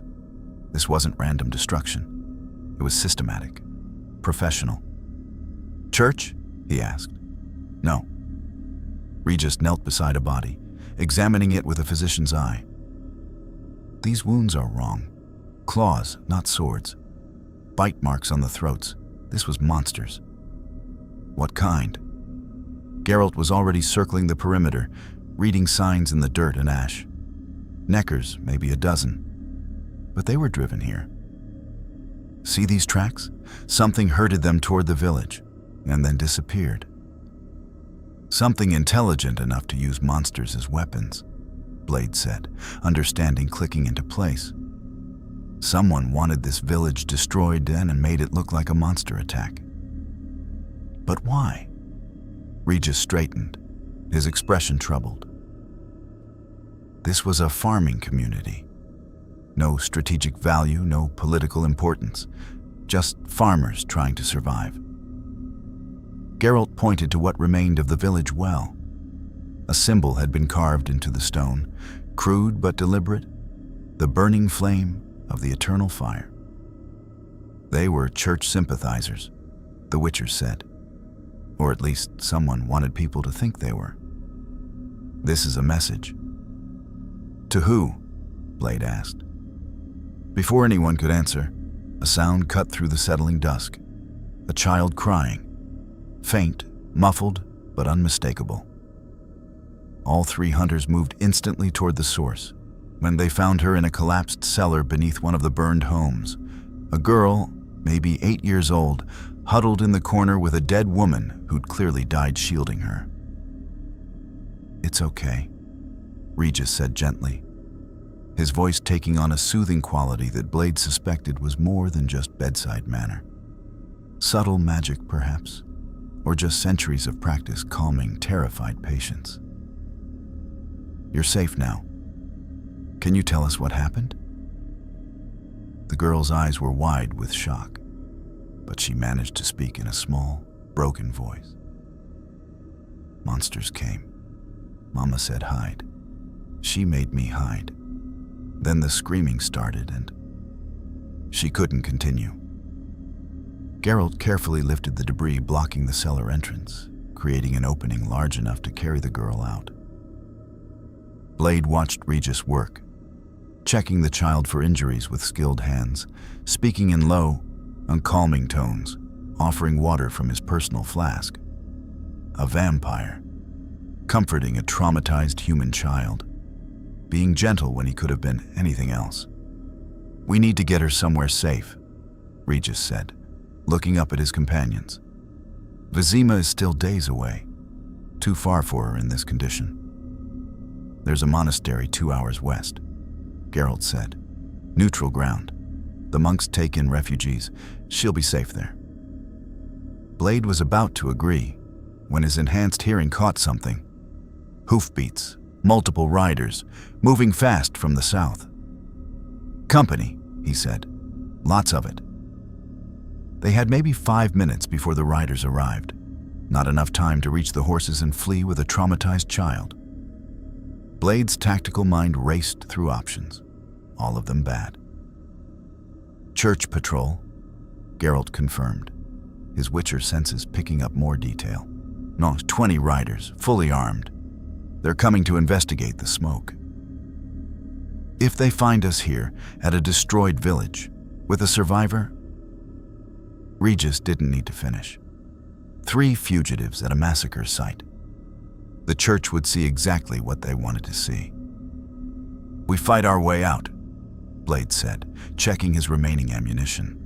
1 full magazine for the Glock, 2 UV grenades, silver sword, against 20 trained soldiers in armor. "No." Geralt's voice was firm. "Not with the girl here. Too much risk of her getting hurt." "Then what?" The hoofbeats were getting louder. 3 minutes, maybe less. Regis looked at the child, then at his companions. When he spoke, his voice was sad, but certain. "I'll create a distraction. Lead them away. You two get her to safety." "Absolutely not," Geralt said. "They'll kill you." "They'll try." Regis smiled slightly. "I'm harder to kill than I look, old friend, and I can move faster than their horses when I need to. I'll lose them in the forest, circle back, meet you at the monastery. It's too risky. It's the only option that doesn't end with that child in the crossfire." Regis was already moving toward the forest edge. "Get her to safety, Geralt. That's what matters." Before Geralt could argue further, Regis was gone, moving with supernatural speed into the trees. Moments later, they heard his voice calling out from the forest, deliberately drawing attention. The church patrol changed direction, spurring toward the voice. Blade heard orders being shouted, soldiers spreading out to surround and capture. "Move," Geralt said, scooping up the girl. "Now." They ran through the ruins. in using the smoke and chaos as cover. Behind them, the sounds of pursuit faded as the church focused on the vampire, leading them on a chase through darkening woods. Blade and Geralt rode hard toward the monastery, the girl held securely in the Witcher's arms. She'd stopped crying, gone into shock maybe, or just too exhausted to process anymore. "He'll be okay," Blade said, surprising himself with the words, caring whether a vampire survived. "He'd better be," Geralt replied, "because if the church captures him again, I'm burning their entire organization to the ground. Neutrality be damned." They reached the monastery as full dark settled. The monks took the girl without questions, clearly used to refugees arriving traumatized and alone. Geralt made a donation from his dwindling coin purse, and the head monk promised the child would be cared for. Then they waited. Hours passed. Midnight came and went. No sign of Regis. Blade paced the monastery courtyard, his bloodthirst gnawing at him, his worry about the vampire adding to the chaos in his head. When had he started caring whether monsters lived or died? When had the lines become so blurred? Dawn was breaking when a figure finally emerged from the forest. Regis, disheveled and bleeding from a dozen minor wounds, but alive and grinning. 20 soldiers, the vampire announced. Lost them all, though it took some creativity. Did you know horses absolutely hate when vampires do the high-frequency screech? Quite effective for creating chaos. Geralt grabbed him in a brief, fierce hug. "You stubborn, beautiful bastard." "I've been called worse." Regis winced. "Though I would appreciate medical attention. Silver arrows are particularly unpleasant." Blade watched them. The Witcher and the vampire. The friendship forged across species and centuries. And he felt something shift inside him. Some fundamental assumption cracking. Maybe monsters weren't defined by what they were. Maybe it really was about what they chose. The monastery's infirmary was quiet in the pre-dawn light. Blade stood watch while Geralt helped Regis remove the silver-tipped arrows lodged in the vampire's shoulder and thigh. The wounds smoked faintly where the blessed metal touched supernatural flesh, but Regis bore the pain with stoic silence. "This one's deep," Geralt muttered, working a particularly nasty barb free. "Going to need stitches." "I'll heal," Regis hissed as the arrow came out. "Though I admit, modern church tactics are improving. They're using tactics specifically designed for higher vampires now. Someone's been studying us." Blade's tactical mind filed that information away. An organization learning to counter supernatural threats meant resources, intelligence networks, dedicated research. The church wasn't just zealots with torches anymore, and they were becoming hunters. "How long until you're at full strength?" he asked. "A few hours for basic mobility. A day or two for complete regeneration." Regis accepted bandages from Geralt, began wrapping his own wounds with practiced efficiency. Higher vampires heal rapidly, but silver slows the process considerably. In my world, silver kills vampires outright. Here, it's more nuanced. Silver disrupts our regeneration, causes extreme pain, can incapacitate. But only another higher vampire can truly kill us. Decapitation, heart removal, they're temporary inconveniences.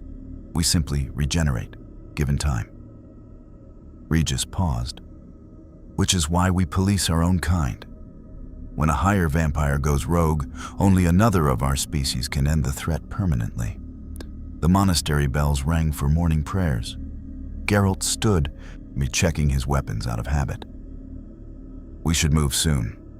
The church will expand their search radius, and monks or not, I don't trust them to refuse a large enough bounty." "Agreed." Regis tested his injured leg, winced but managed weight-bearing. Though I'll need to collect samples first. If we're going to recreate Blade's serum, I need local ingredients. There's a herbalist in Flotsam, 2 days east of our route. She's discreet and owes me a favor. Flotsam's out of the way, Geralt said. Adds travel time we don't have. Blade's serum won't last much longer. Neither will his control if we don't find a solution. Regis's tone was gentle but firm. We make time, Geralt, because the alternative is watching him go feral in a populated area. Both of them looked at Blade, who felt the weight of their concern like a physical thing. For he wanted to argue, to insist he could maintain control indefinitely through sheer will. But the thirst was a constant now, no longer background noise, but an active pressure against his consciousness. How long? Geralt asked directly. Blade considered lying, decided against it. Without the serum, maybe 36 hours before I lose the ability to suppress it. After that, he met their eyes. I become what I hunt. Fast, strong, and hungry. Put me down before I hurt anyone. Not happening, Geralt said flatly. We're not giving up on you that easily. Flotsam it is.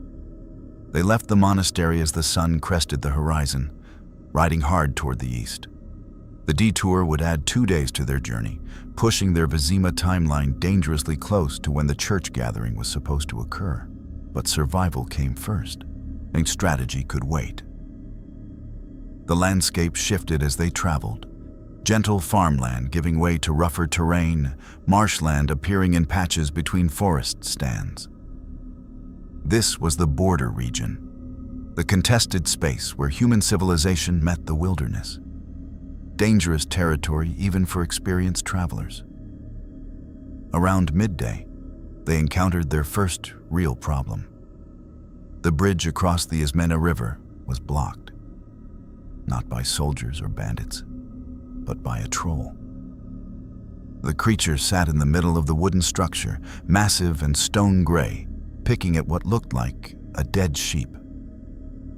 Bridge troll, Geralt said, reining in Roach well out of reach. They claim bridges as territory, demand tolls, usually manageable if you're polite and have food or coin. Usually? Blade asked. Sometimes they're rabid, or drunk, or just having a bad day. Geralt studied the troll carefully. This one looks wrong. See how its eyes are unfocused, and the way it keeps twitching? Blade's enhanced vision picked up the details. The troll's movements were jerky, uncoordinated. Foam flecked its massive jaws, and its eyes, when they focused at all, held no intelligence, just mindless aggression. Poisoned? Regis suggested. Or diseased? Could be. Geralt dismounted. Let me try talking to it first. Bridge trolls are usually reasonable. He approached slowly, hands visible and empty. Hello, friend. We need to cross. We have food to share if... The troll roared and charged. Geralt rolled aside as a massive fist cratered the ground where he'd been standing. The Witcher came up with his silver sword drawn, already moving through a combat form. But the troll was fast. Faster than something that size should be. And its next swing clipped Geralt's shoulder, sending him sprawling. Blade was moving before the conscious thought kicked in. His enhanced speed closed the distance in a heartbeat, and his sword found the troll's exposed back. The blade bit deep, silver burning through stone-tough hide. The troll screamed and spun, faster than Blade anticipated. A backhand caught him across the chest, and suddenly he was airborne, sailing 20 feet to crash into a tree trunk hard enough to crack bark. Pain exploded through his ribs, his vision went red. And the bloodthirst, always waiting, surged forward with predatory glee. Feed. Kill. Taste. Blade's fangs extended involuntarily. His vision sharpened to predator focus, and fixing on the troll's throat where thick blood pulsed beneath stone-gray skin. The monster in him screamed to attack, to rend, to feed on whatever was available. Then Regis was there, stepping between Blade and the troll. The vampire's hand pressed against Blade's chest, not restraining, just grounding. "Breathe," Regis said calmly, even as the troll bellowed behind him. "You're in control. The blood does not control you." The same words from before. They cut through the red haze, gave Blade something to anchor to. He forced his breathing to slow, forced the fangs to retract, forced the monster back into its cage. "Good," Regis said. Then he turned to face the troll. What happened next was almost too fast to follow. Regis moved with the fluid grace of centuries of experience, his human form blurring as he drew on vampire speed. He didn't transform fully, didn't need to. Even in his disguise, he was strong enough and fast enough to dance around the troll's wild swings. Geralt had recovered, was back in the fight, his signs and sword combining in a deadly dance. Fire to blind, telekinetic blasts to stagger, silver to wound. But it was Regis who ended it. His hand shooting out to grip the troll's throat with supernatural strength, squeezing until the creature's roars became gurgles, then silence. The troll collapsed. Regis released it, stepping back to avoid the falling mass. "Dead?" Geralt asked, breathing hard. "Unconscious and dying." Regis knelt beside the creature, his physician's instincts kicking in despite the danger it had posed. "Poisoned, definitely. See the black veins under the skin? Some kind of toxin in its system. Probably drove it mad before killing it." "Who poisons a bridge troll?" Blade had recovered enough to approach, his ribs already knitting thanks to his healing factor. "Someone who wants to close the river crossing," Geralt said grimly. "Forced travelers to use the main roads where they can be monitored or ambushed. This is tactical, not random." Regis examined the troll more closely, then froze. "Geralt, look at this."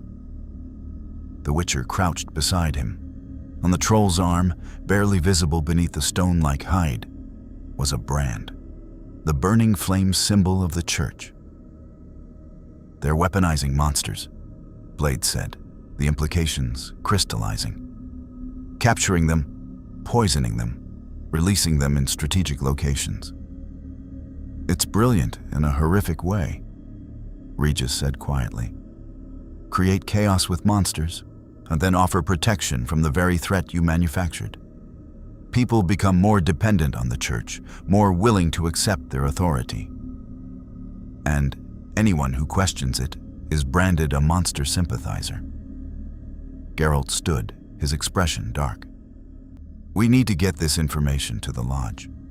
If the church is turning monsters into weapons, it changes everything." They crossed the bridge, leaving the dying troll behind. Regis had tried to purge the poison, but it was too advanced, too aggressive. The creature would be dead within hours. A mercy, really, considering what had been done to it. Flotsam appeared through the afternoon mist. A rough port town built on stilts over marshland, all weathered wood and desperate people.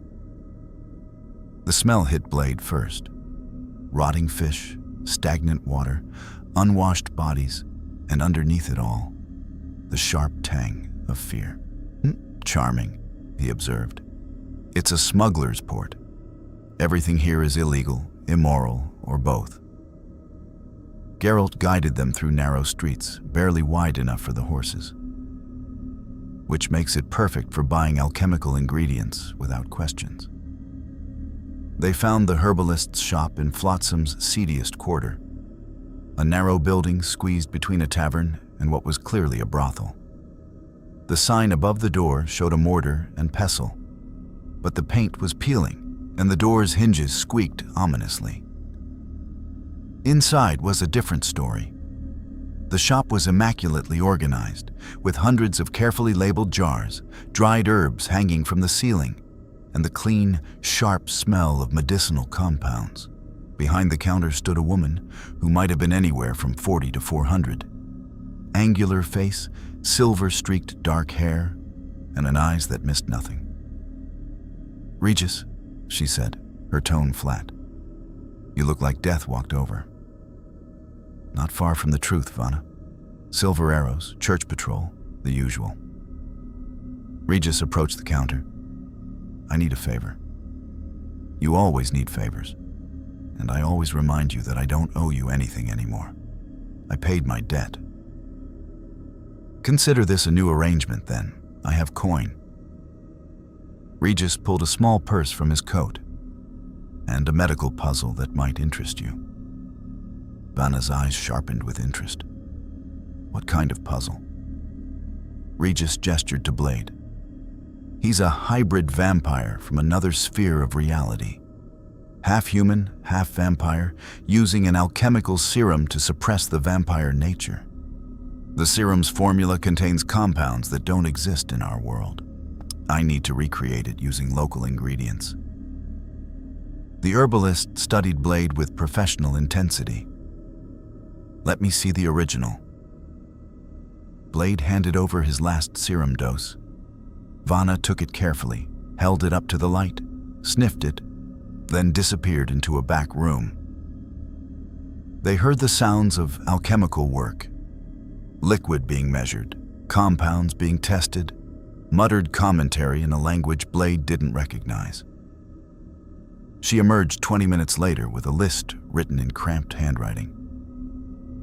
3 of these compounds I can substitute directly. 2 will require synthesis from base ingredients, expensive and time-consuming. And this one? She tapped a particular line. "This is the real problem. It's a silver derivative, molecularly bonded with an organic compound I've never seen. Without understanding exactly how it works, I can't replicate it." "How long to figure it out?" Regis asked. "Days. Maybe a week." Vanna's expression was apologetic. "This is advanced work, Regis, beyond even my expertise." "We don't have a week," Geralt said. "Blade has maybe 30 hours before I become a problem," Blade finished. He looked at Regis. "What about your meditation techniques? How much would they help?" "They'd buy time, extend your control, maybe double what you have left." Regis considered. "But without the serum, eventually you will lose control. The question is whether we can get you to someone who can either send you home or provide a more permanent solution before that happens." "The Lodge," Geralt said. "If anyone can help with both problems, it's them." Vanna had been listening quietly. Now she spoke up. "The Lodge is in Vizima for the Royal Summit, and I heard rumors they're working on some kind of barrier magic, dimensional research." "How do you know that?" Blade asked. "Because I supply them with rare ingredients. Sorceresses pay well and don't ask where things come from." Vanna pulled out a different list. "They've been ordering increasingly exotic components. Powdered meteorite, essence of wraith, crystallized chaos, the kind of things you use when you're trying to punch holes in reality." Blade and Geralt exchanged glances. Dimensional research, barrier magic, exactly what they needed, but also potentially dangerous if the Lodge was experimenting with the same forces that had pulled Blade through to this world. "Can you prepare a partial batch of the serum?" Regis asked Vanna. "Something that would at least slow the deterioration." "Maybe. Or give me 2 hours and most of your coin." They waited in the shop's back room while Vanna worked. Blade used the time to practice Regis's meditation techniques, focusing on the boundary between self and hunger, visualizing the thirst as a separate entity he could observe rather than embody. It helped. Not much, but enough. Geralt sharpened his swords and checked his potions. Regis read from a battered medical journal he'd found on Vanna's shelves, occasionally making notes in the margins. The quiet domestic scene was at odds with their situation. 3 fugitives hiding in a smuggler's port, waiting for black market alchemy to keep one of them from going feral. Vanna finally emerged with a small vial of amber liquid. Best I can do. It's about 60% effective compared to your original formula. Should buy you another day, maybe 2, but that's it. After that, you're on your own. Blade took the vial. What do I owe you? Consider it professional courtesy. I don't often get to work on dimensional biochemistry. Vanna's smile was sharp. Though, if you survive this and find your way home, I'd appreciate notes on the original formula. For research purposes. Deal. They left Flotsam as evening fell, riding hard toward Vizima. The partial serum ran through Blade's veins, dulling the thirst to manageable levels. Not gone, never gone, but controlled. As they rode, Geralt filled them in on Vizima, the capital of Temeria. Huge city, heavily fortified, currently crawling with nobility for the royal summit. Security will be intense, and the church has a major presence there. How do we get an audience with the lodge? Blade asked. We don't. They contact you if they're interested. Geralt's expression was complicated.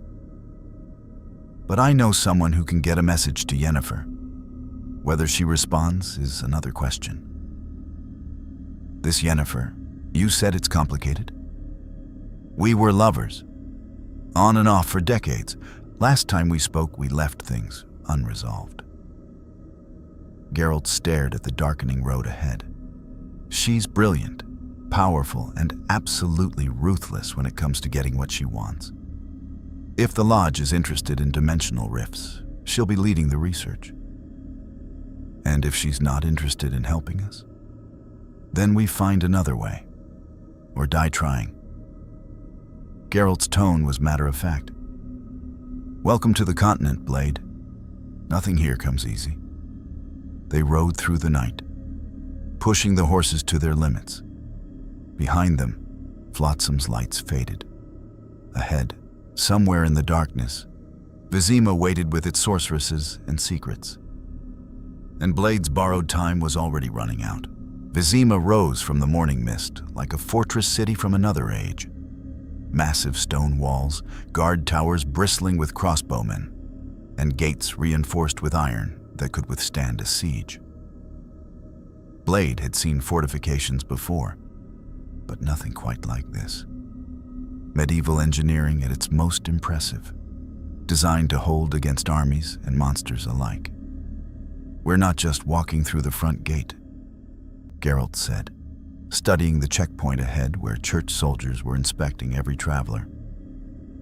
Too much scrutiny, too many people looking for us. The sewers? Blade suggested. Flooded this time of year, and full of drowners. Geralt pointed to a smaller gate on the eastern wall. Trade entrance. Less security, more bribbable guards.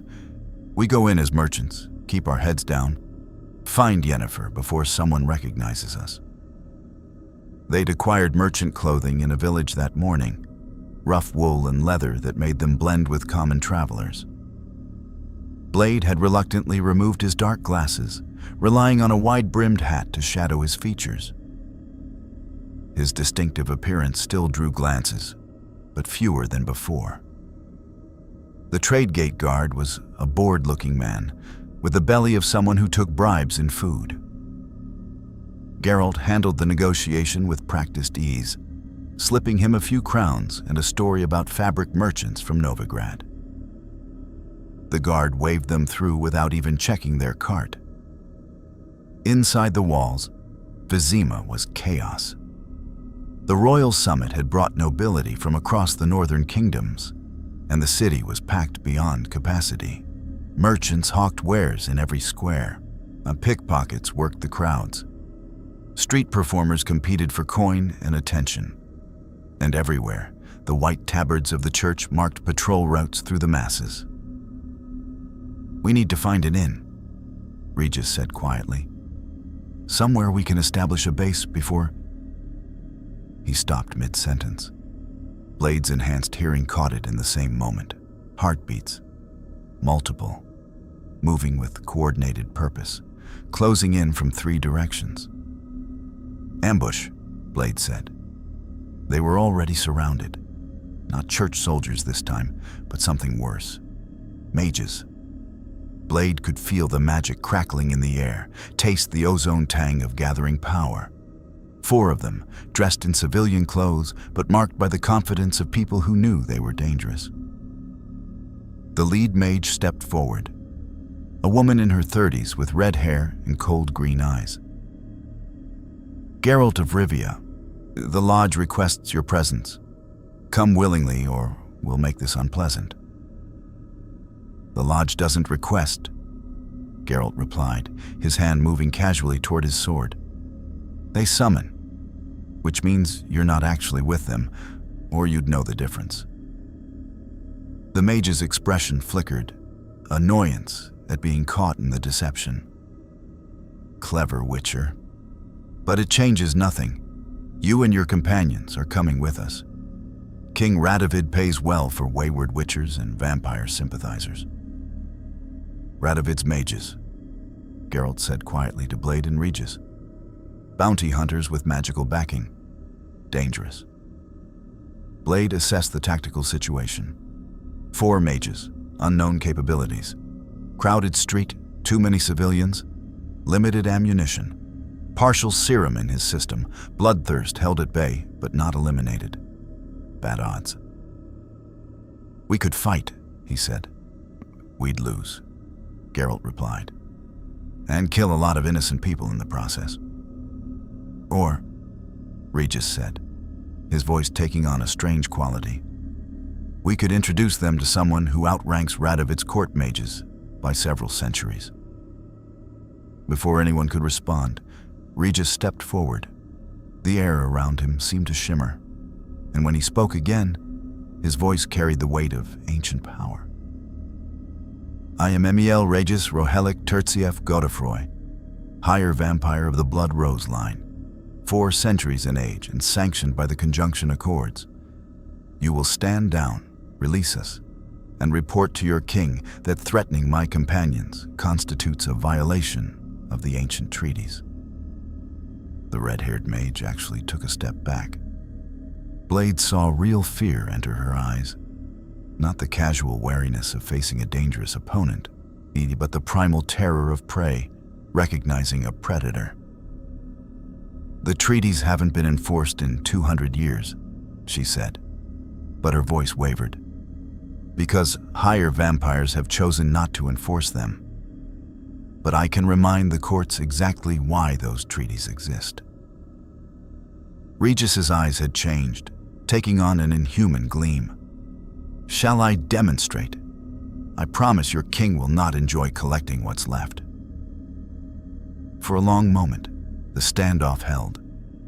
Then one of the other mages touched the red-haired woman's arm, whispered urgently.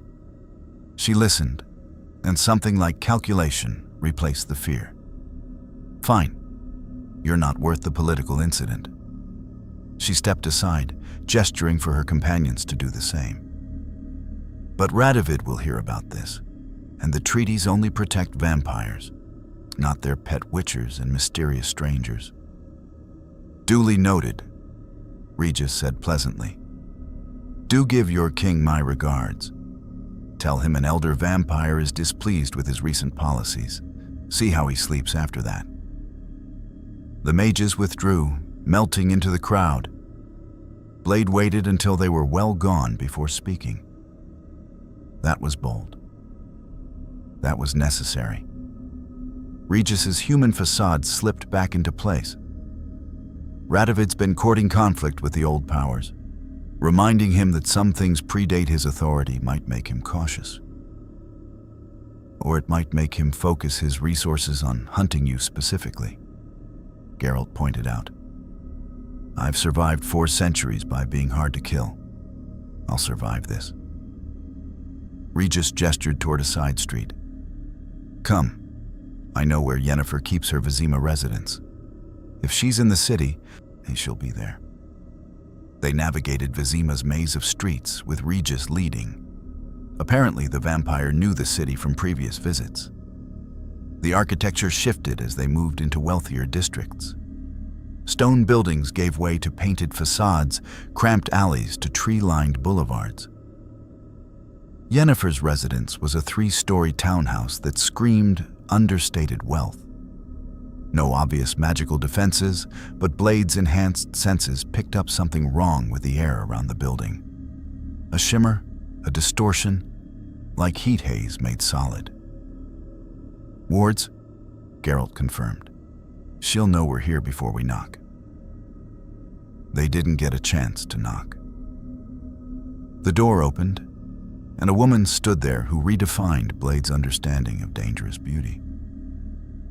Yennefer of Vengerberg was tall, dark-haired, and carried herself with the absolute confidence of someone who could reshape reality with a thought. Her violet eyes, clearly magical in origin, studied them with predatory intelligence. She wore black and white, elegant and severe. And when she spoke, her voice was like silk wrapped around a blade. Geralt, Regis, and something new. Those violet eyes locked on Blade, and he felt the pressure of her magical assessment like a physical touch. Fascinating. You're not from this sphere. The dimensional signature is all wrong. Where did you find him? He found us, Geralt said. Can we come in, or are we having this conversation on your doorstep?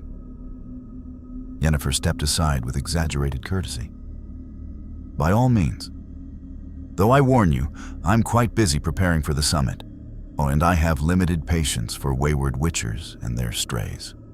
The townhouse's interior was exactly what Blade expected. Books everywhere, magical apparatus on every surface, and an underlying sense of power that made his skin crawl.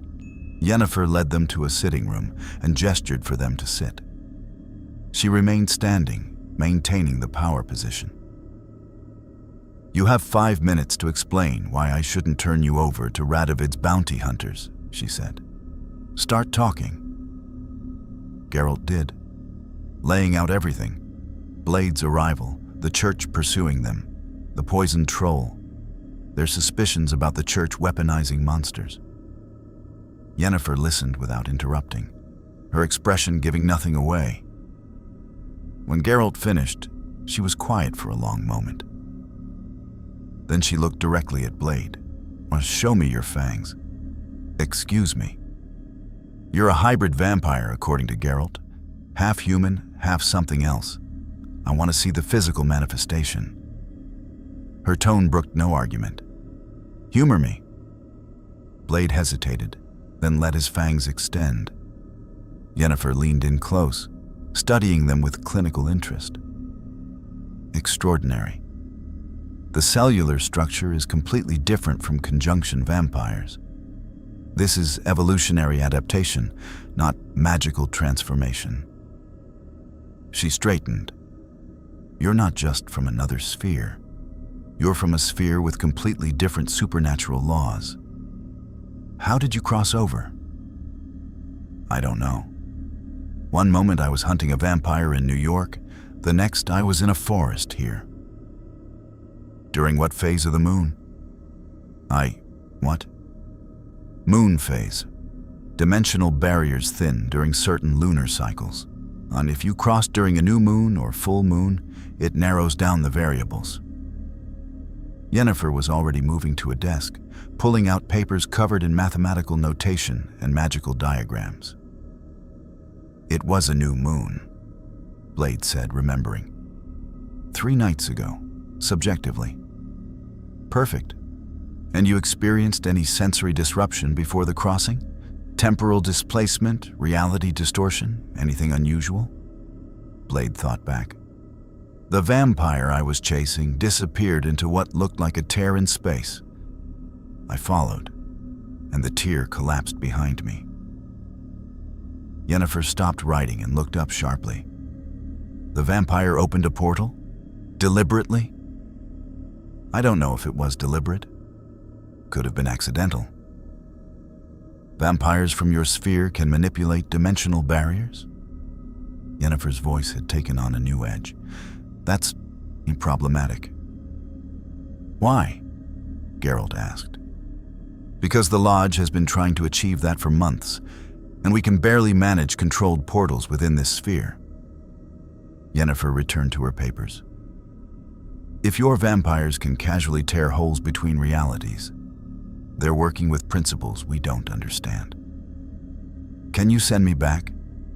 Blade asked directly. Maybe. The Lodge has been researching conjunction phenomena, trying to understand how to control dimensional barriers. We've had limited success. Yennefer met his eyes. But sending you back would require recreating the exact conditions of your arrival.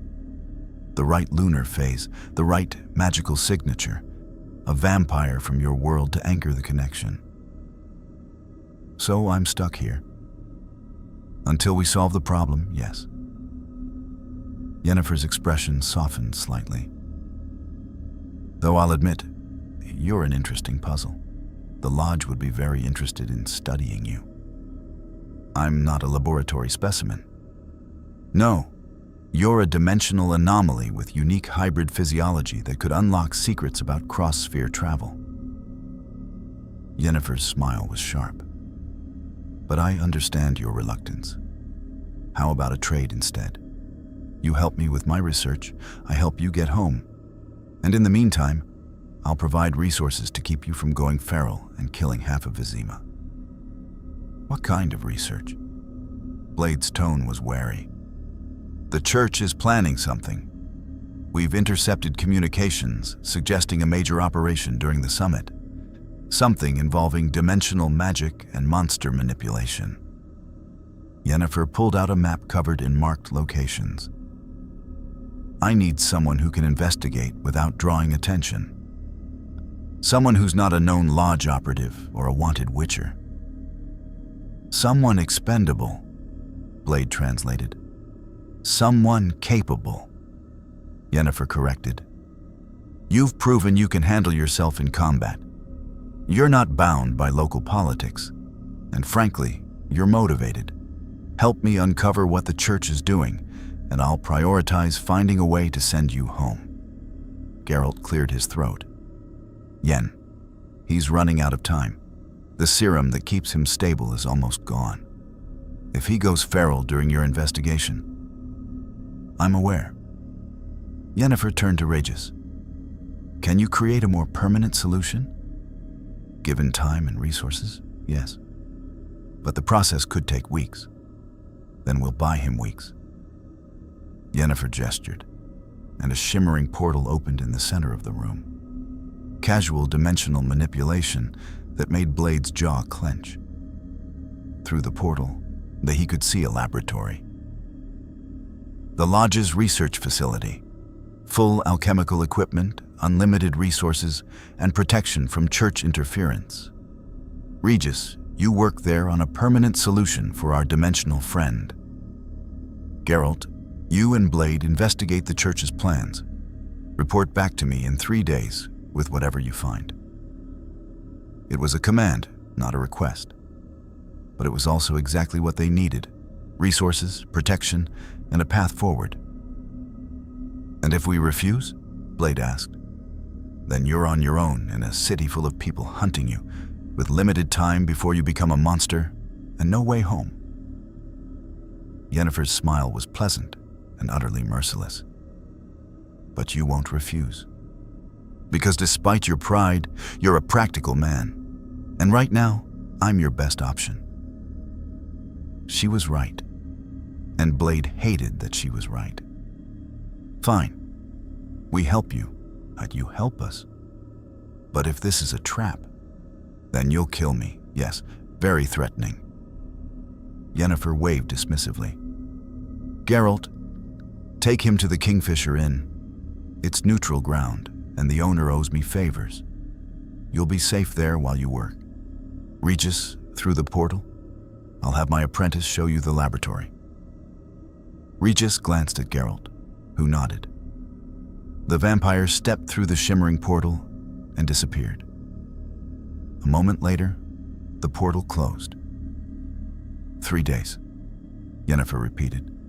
"Find out what the church is planning. Lives depend on it." She escorted them to the door with brisk efficiency.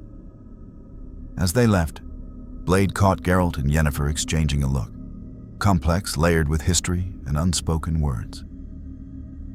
"Be careful," she said quietly to the Witcher. "Always am." Liar. But there was something almost affectionate in her tone. And then the door closed, and they were back on the street.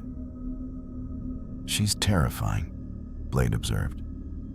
"She's the most dangerous person I know," Geralt agreed. "And the most brilliant. If anyone can get you home, it's her.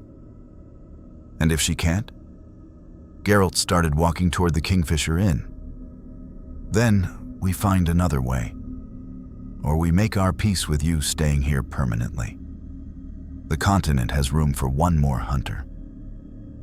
They navigated through crowds toward the inn, both of them aware they were being watched. Church patrols, Radovid's informants, lodge spies. Everyone had eyes in Vizima during the summit. The Kingfisher turned out to be a surprisingly upscale establishment, all polished wood and discreet service. The owner, a sharp-eyed woman named Mirabelle, took one look at them and immediately led them to a back room without questions. "Your Yennefer sent word you'd be coming," she said, locking the door behind them. "Rooms warded against scrying and sound. Food and drink will be brought up discreet. You're safe here as long as you don't cause trouble." When she left, Blade and Geralt finally relaxed slightly. The room had 2 beds, a wash basin, and a window overlooking a quiet courtyard. Defensible, private, secure. "So," Blade said, sitting on one of the beds, "we're hunting for information in a city full of people who want us dead. Working for a sorceress who may or may not betray us, with a 3-day deadline before my borrowed time runs out. Did I miss anything?" "That about covers it." Geralt pulled out his swords, began the ritual of maintenance. "Welcome to a day in the life of a Witcher. Your life is complicated," says the half-vampire from another dimension. Geralt's smile was wry. "But yeah, it is. Always has been." They spent the evening planning, marking church patrol routes on a map Mirabelle provided, identifying key targets for intelligence gathering, preparing contingencies. By the time night fell over Vizima, they had the outline of a strategy. Tomorrow, they'd infiltrate the church's operations, find out what the gathering was really about, discover why they were weaponizing monsters, and hope they lived long enough to use the information. Outside their window, the city settled into uneasy night. Somewhere in the darkness, the church prepared for whatever they had planned. Somewhere else, Regis worked on a solution to keep Blade from losing himself to bloodlust. And in a laboratory protected by lodge magic, Yennefer studied dimensional barriers and calculated the variables needed to send a hunter home to a world that might no longer exist for him. The multiverse had brought Blade to the continent. Now he had to survive it long enough to leave. The Church of the Eternal Fire's Vizima headquarters loomed over the temple district like a monument to organized zealotry. White stone walls, golden flame symbols, and guards at every entrance. Blade and Geralt watched from a rooftop across the street, mapping patrol patterns and identifying weaknesses. "Service entrance on the east side," Geralt murmured, pointing. "Changes guard every 4 hours. Next rotation is in 20 minutes. Security inside? Tighter than it used to be. They've learned from previous infiltrations." Geralt's expression suggested personal experience with those previous attempts. Mages on staff, warded rooms, probably magical alarms. We'll need to move fast and quiet. Blade checked his remaining equipment. 1 magazine for the Glock, 15 rounds, 1 UV grenade, silver sword. The partial serum Vanna had created was keeping his bloodthirst manageable, but he could feel it gnawing at the edges of his control. Time was running out. "What are we looking for specifically?" he asked. "Documents, correspondence, anything about this final purification plan the Scoia'tael mentioned. Also information about how they're capturing and weaponizing monsters." Geralt pulled a small vial from his belt. "This is cat potion, Witcher alchemy. It'll enhance your night vision beyond even your natural abilities, but it comes with side effects. Sensitivity to light, mild hallucinations at the edges of your vision. Wears off in a few hours." Blade took the vial, studied the amber liquid inside. In his world, he'd never trusted substances he couldn't analyze. But this wasn't his world, and Geralt had proven himself trustworthy, so he drank it. The effect was immediate and disorienting. His vision sharpened to supernatural clarity, every shadow suddenly detailed, every movement visible. But Geralt was right about the side effects. The edges of his perception kept catching phantom movements, shapes that weren't quite there.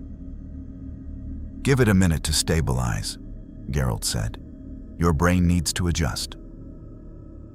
They waited for the guard rotation, then moved. Blade's enhanced speed and the cat potion's effects made him nearly invisible in the shadows. Geralt moved with equal stealth, decades of practice making him a ghost in the darkness. The service entrance guard was smoking, not paying attention. Geralt's sign, Axie he'd called it, a mental compulsion, made the man simply wander away from his post. They slipped inside before the effect wore off, when the interior was exactly what Blade expected from religious zealots with resources: ornate, self-important, and obsessively organized. Hallways lined with burning braziers, alcoves holding flame-themed statuary, and doors marked with symbols indicating their contents. "Archives should be on the 3rd floor," Geralt whispered. "But we need to avoid the main stairwell. Too exposed." They found a servant's stairway, narrow and dark, perfect for infiltration. As they climbed, Blade's enhanced hearing picked up conversations from other parts of the building. "Shipment arrives tomorrow night. The cages are ready, but we need more silver." Radovid confirmed his attendance at the ritual. Fragments, pieces of a larger puzzle. Blade filed each one away, his tactical mind assembling a picture from incomplete information. And the 3rd floor archive was locked, but Geralt produced a set of picks and had it open in seconds. Inside, rows of shelves held thousands of documents, correspondence, financial records, operational reports. Finding anything specific would take hours they didn't have. "Split up," Blade suggested. "You take the correspondence, I'll check operational reports. 20 minutes, then we extract regardless of what we find." Geralt nodded and moved to the far side of the room. Blade began methodically searching through files, his enhanced speed allowing him to scan pages in seconds. Most of it was mundane: supply requisitions, guard schedules, complaints about funding. Then he found a folder marked with a burning flame and a date 3 days from now. Operation Purification. Final phase.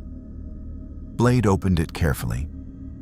Inside were detailed plans, a passe written in the clinical language of people planning atrocity. The church had been capturing monsters for months.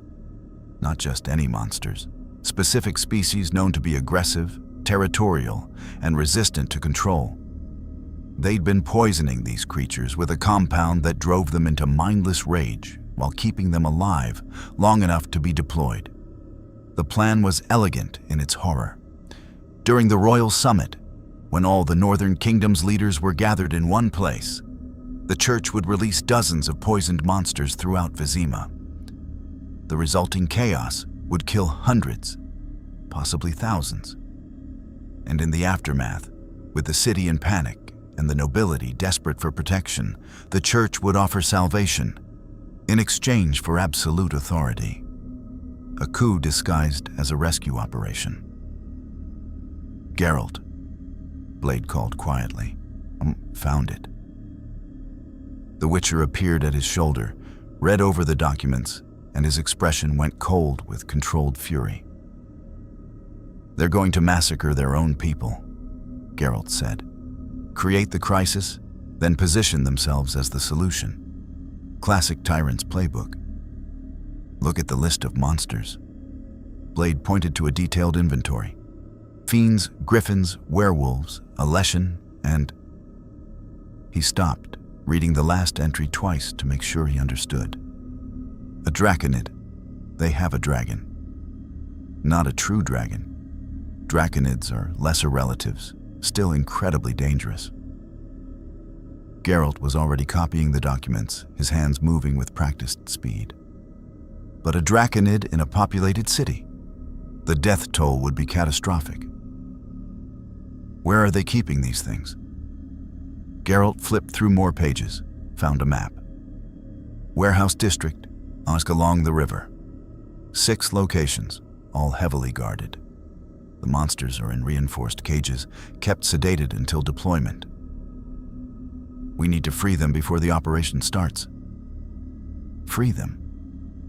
Geralt looked at him. They're poisoned, rabid, mindless.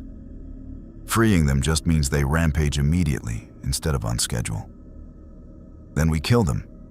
Mercy killing before they can be used as weapons. Blade's tone was flat. Better dead than weaponized. Geralt was quiet for a moment. You're right, but it won't be easy. Killing a healthy griffin is challenging enough. A poisoned, enraged one? He shook his head. We'll need help. A sound from the hallway made them both freeze. Footsteps, multiple sets, moving with military precision. Church soldiers doing rounds.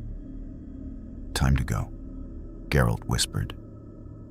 They moved toward the window, but voices came from that direction too. More guards. They were boxing them in, probably responding to some alarm they'd triggered without realizing. We fight our way out, Blade said, drawing his sword. Not in the archives. Too much evidence of what we found.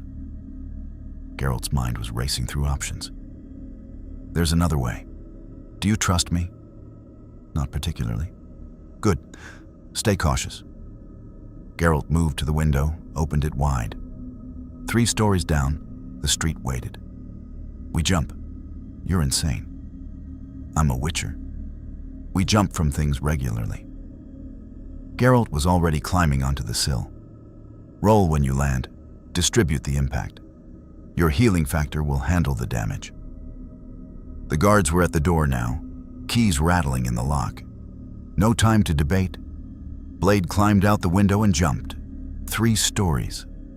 Enough time to think about all the ways this could go wrong before gravity delivered him to the cobblestones below. He rolled as he hit, his enhanced durability absorbing impact that would have shattered an ordinary human's legs.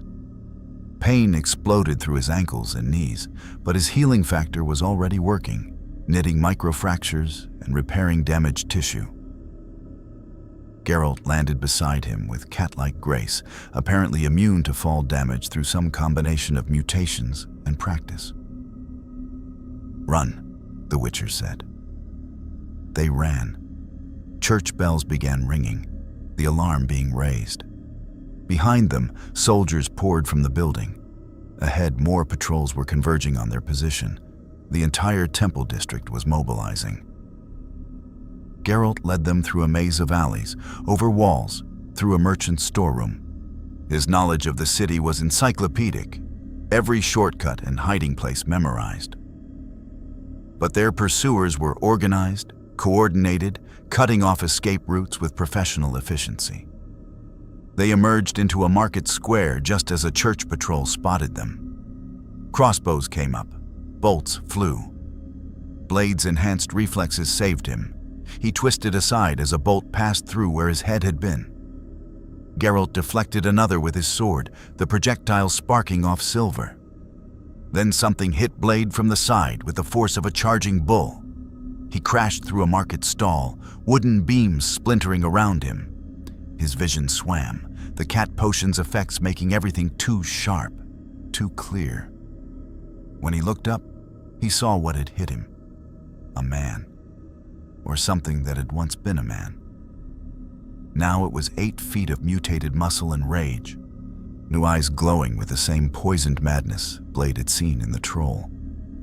The creature wore tattered church robes, and on its chest was the burning flame symbol, branded into corrupted flesh. "They're experimenting on humans too," Geralt said, appearing beside Blade, "creating their own monsters." The creature roared and charged again. Blade rolled aside, came up with his sword ready. The thing was fast, too fast for something that size, but he was faster. His blade found the creature's hamstring, severed it. The monster stumbled. Geralt's sign blast, Ard, caught it in the chest, sent it crashing backward. Before it could recover, Blade was there, sword punching through the corrupted heart. The creature spasmed once and died. More guards were arriving. They were surrounded, outnumbered, and running out of time. And then the shadows themselves seemed to move. Figures materialized from the darkness, elves moving with lethal grace. The Scoia'tael, led by Toruviel. Her bow sang, and church guards dropped with arrows through their throats. Her fighters spread out, creating a defensive perimeter with brutal efficiency. "You owe us information," Toruviel said, knocking another arrow. "Figured we'd collect." "Later," Geralt said. "Right now, we need to not die." "Agreed. Follow us." The Scoia'tael led them through routes even Geralt didn't know. Underground passages, abandoned buildings, paths that seemed to exist in the spaces between the city proper. They emerged in what looked like a ruined warehouse on Vizima's outskirts, far from the temple district chaos. Toruviel's fighters spread out on guard while she turned to face Blade and Geralt. "Talk. What did you find?" Geralt laid out everything. The weaponized monsters, the planned massacre, the coup disguised as protection. Toruviel listened with growing horror. 3 days, she said when he finished. "They're going to kill thousands in 3 days. Not if we stop them first." Blade had recovered from the fight, his healing factor erasing injuries. "We hit the warehouses tonight. Free or kill the monsters before they can be deployed. 6 locations, probably 50 guards each, plus magical defenses." Toruviel shook her head. "Even with Scoia'tael support, we don't have the numbers." "Then we get creative." Geralt was already planning. "We don't need to hit all 6 at once. We sabotage them sequentially. Start with the Draconid. It's the most dangerous. Kill it. They move to the next target before they can reinforce. And the church will know we're coming after the first warehouse," Blade pointed out. "Let them know. Let them scramble to defend. While they're focused on protecting their monsters, we'll be gathering evidence." Geralt pulled out the copied documents. "We take this to the lodge. Force them to act. The church can't execute this plan if the entire magical community knows about it." "The lodge doesn't act without consensus," Toruviel said. "And half of them are in Radovid's pocket. They'll debate while people die." "Not if we give them no choice." Geralt's expression was grim. "We make this public. Force their hand. The church is planning to murder nobility from every northern kingdom. That's not a local issue. It's a continental crisis." Blade listened to the planning, onto the tactical assessments and political calculations. In his world, things were simpler. Find the threat, eliminate it, move to the next target. Here, everything was interconnected. Politics, magic, species rivalry, ancient grudges. But the core mission remained the same. Stop monsters from killing innocent people, even if the monsters wore human faces and religious robes. "We need Yennefer's help," Geralt said finally. "She can get the information to the lodge faster than we can, and she has resources we need." "Then we go back to her," Blade said. "Now, before the church locks down the city looking for us." Rivia provided them with an escort, 2 of her best scouts who knew every hidden path in Vizima. They moved through the darkness like ghosts, avoiding patrols through routes that seemed impossible. No, they reached Yennefer's townhouse as midnight approached. The sorceress was waiting, having apparently known they were coming before they arrived. "You found something," she said, studying their expressions. "And it's bad." "Worse than bad?" Geralt handed her the documents. "The church is planning a massacre. They're going to release weaponized monsters during the summit, kill hundreds, then use the chaos to seize power." Yennefer read quickly, her expression growing colder with each page. When she finished, she looked up with eyes that promised terrible vengeance. "I'll contact the lodge immediately. This requires an emergency session." She paused. "But you understand what you're asking? If we expose this, if we force the lodge to act against the church, we're starting a war. Mages against religious zealots. The northern kingdoms will be torn apart. Better a war than a coup built on mass murder," Blade said. Yennefer studied him for a long moment. "You're surprisingly idealistic for someone who hunts monsters for a living." "I hunt monsters, not victims." Blade met her violet eyes without flinching. "The people the church plans to kill aren't monsters. They're just in the way. And the actual monsters in the warehouses, the creatures they've poisoned and caged, we're going to kill them tonight before they can be used. That's suicide. 6 warehouses, hundreds of guards, magical defenses. Then help us." Geralt's voice was quiet but intense. "You said you wanted to know what the church was planning. Now you know. Help us stop it." Yennefer was silent, calculating. Blade could almost see her mind working through variables, assessing risks and benefits, weighing lives against power. Finally, she nodded. "I'll help, but we do this my way."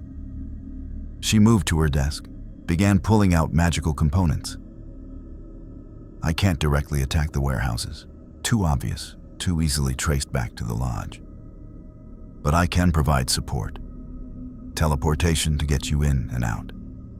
Magical suppression to disable their wards. Healing if things go wrong." "And the lodge?" Geralt asked. "I'll present the evidence at the emergency session tomorrow.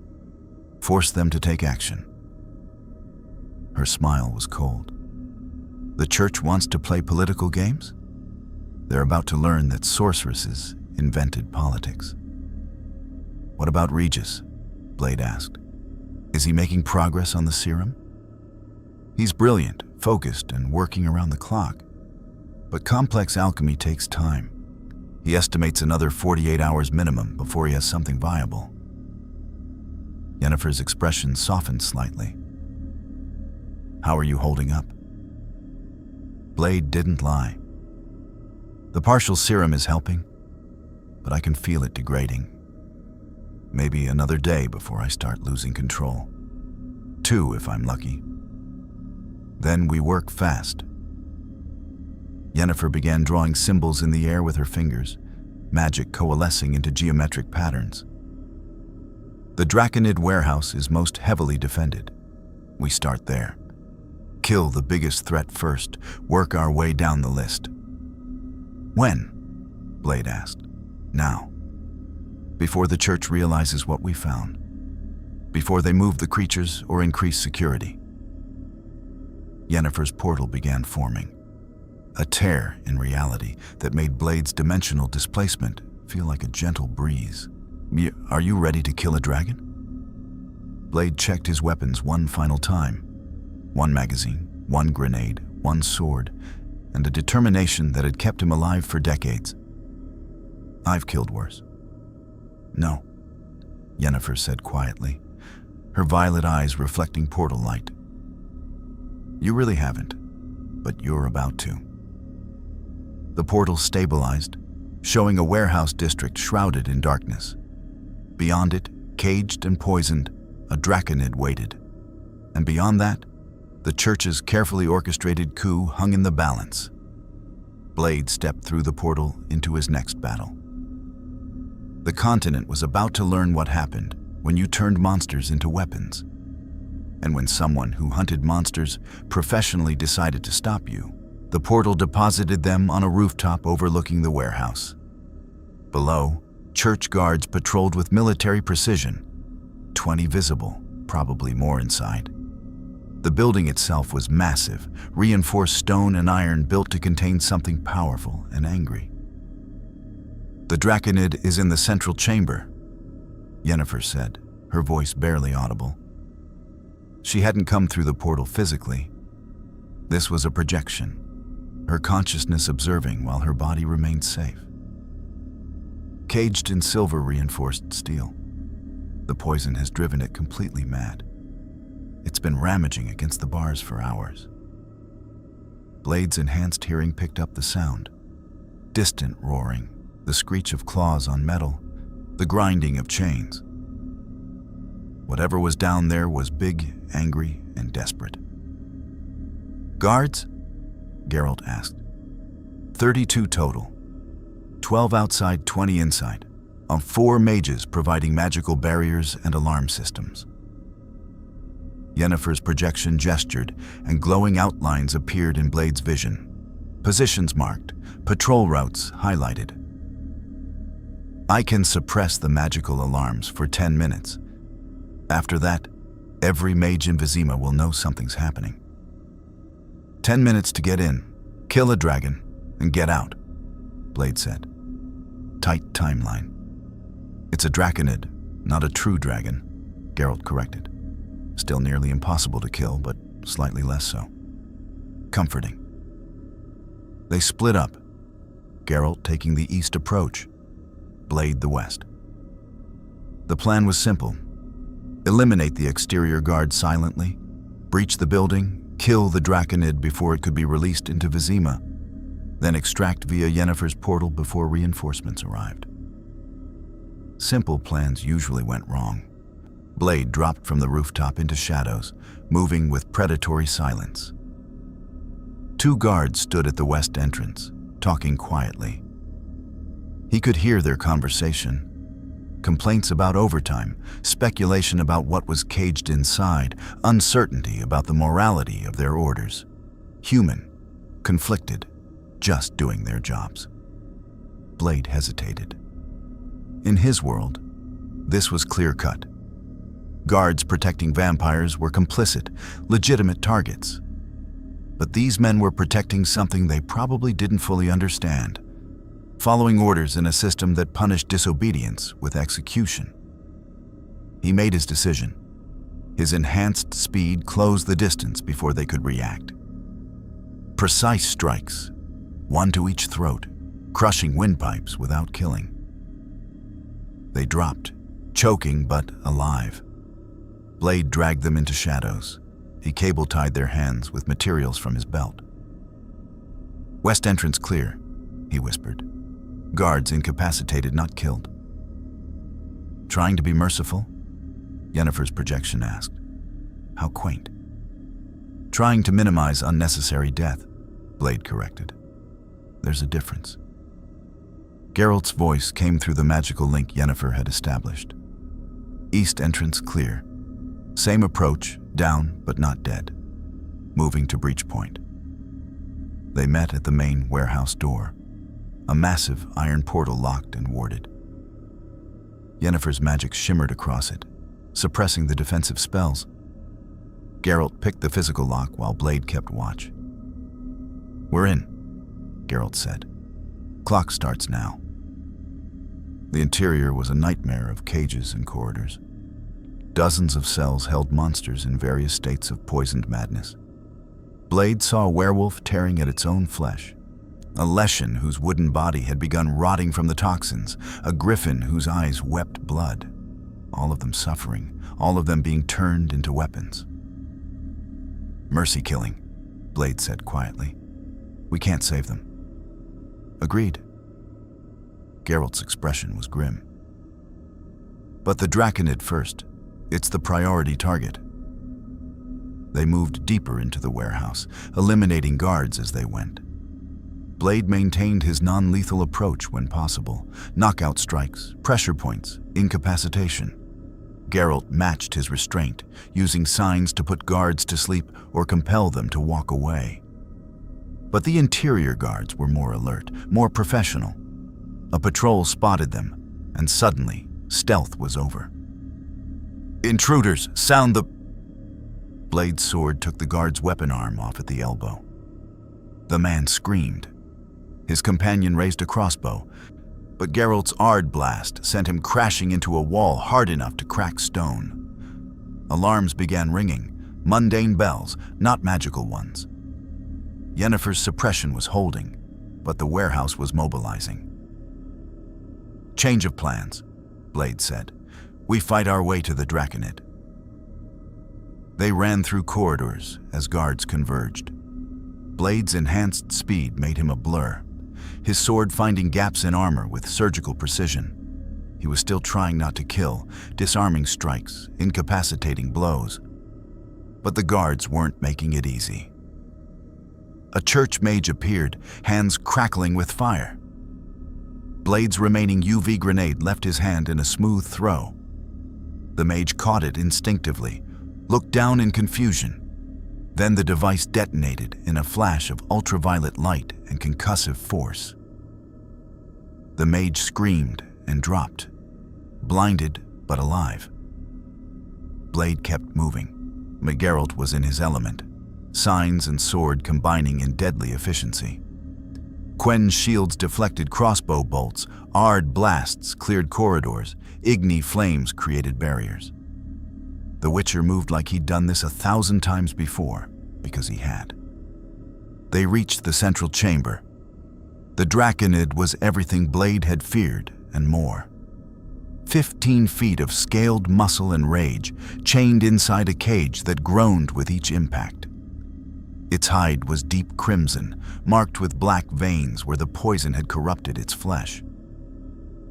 Eyes that should have held reptilian intelligence instead burned with mindless fury. Wings that could carry it across the sky beat uselessly against silver bars. It saw them and roared, a sound that shook the warehouse and made Blade's enhanced hearing spike with pain. "That thing gets loose in Vizima. Hundreds die," Geralt said unnecessarily. "Then we don't let it get loose." Blade approached the cage carefully. "How do we kill it? Heart or brain?" "Silver blade, deep penetration. Problem is, Draconid scales are harder than steel." Geralt pulled a vial from his belt, oil that glistened with an unnatural sheen. Draconid oil, alchemical compound that weakens their natural armor. But we'll need to get close. How close?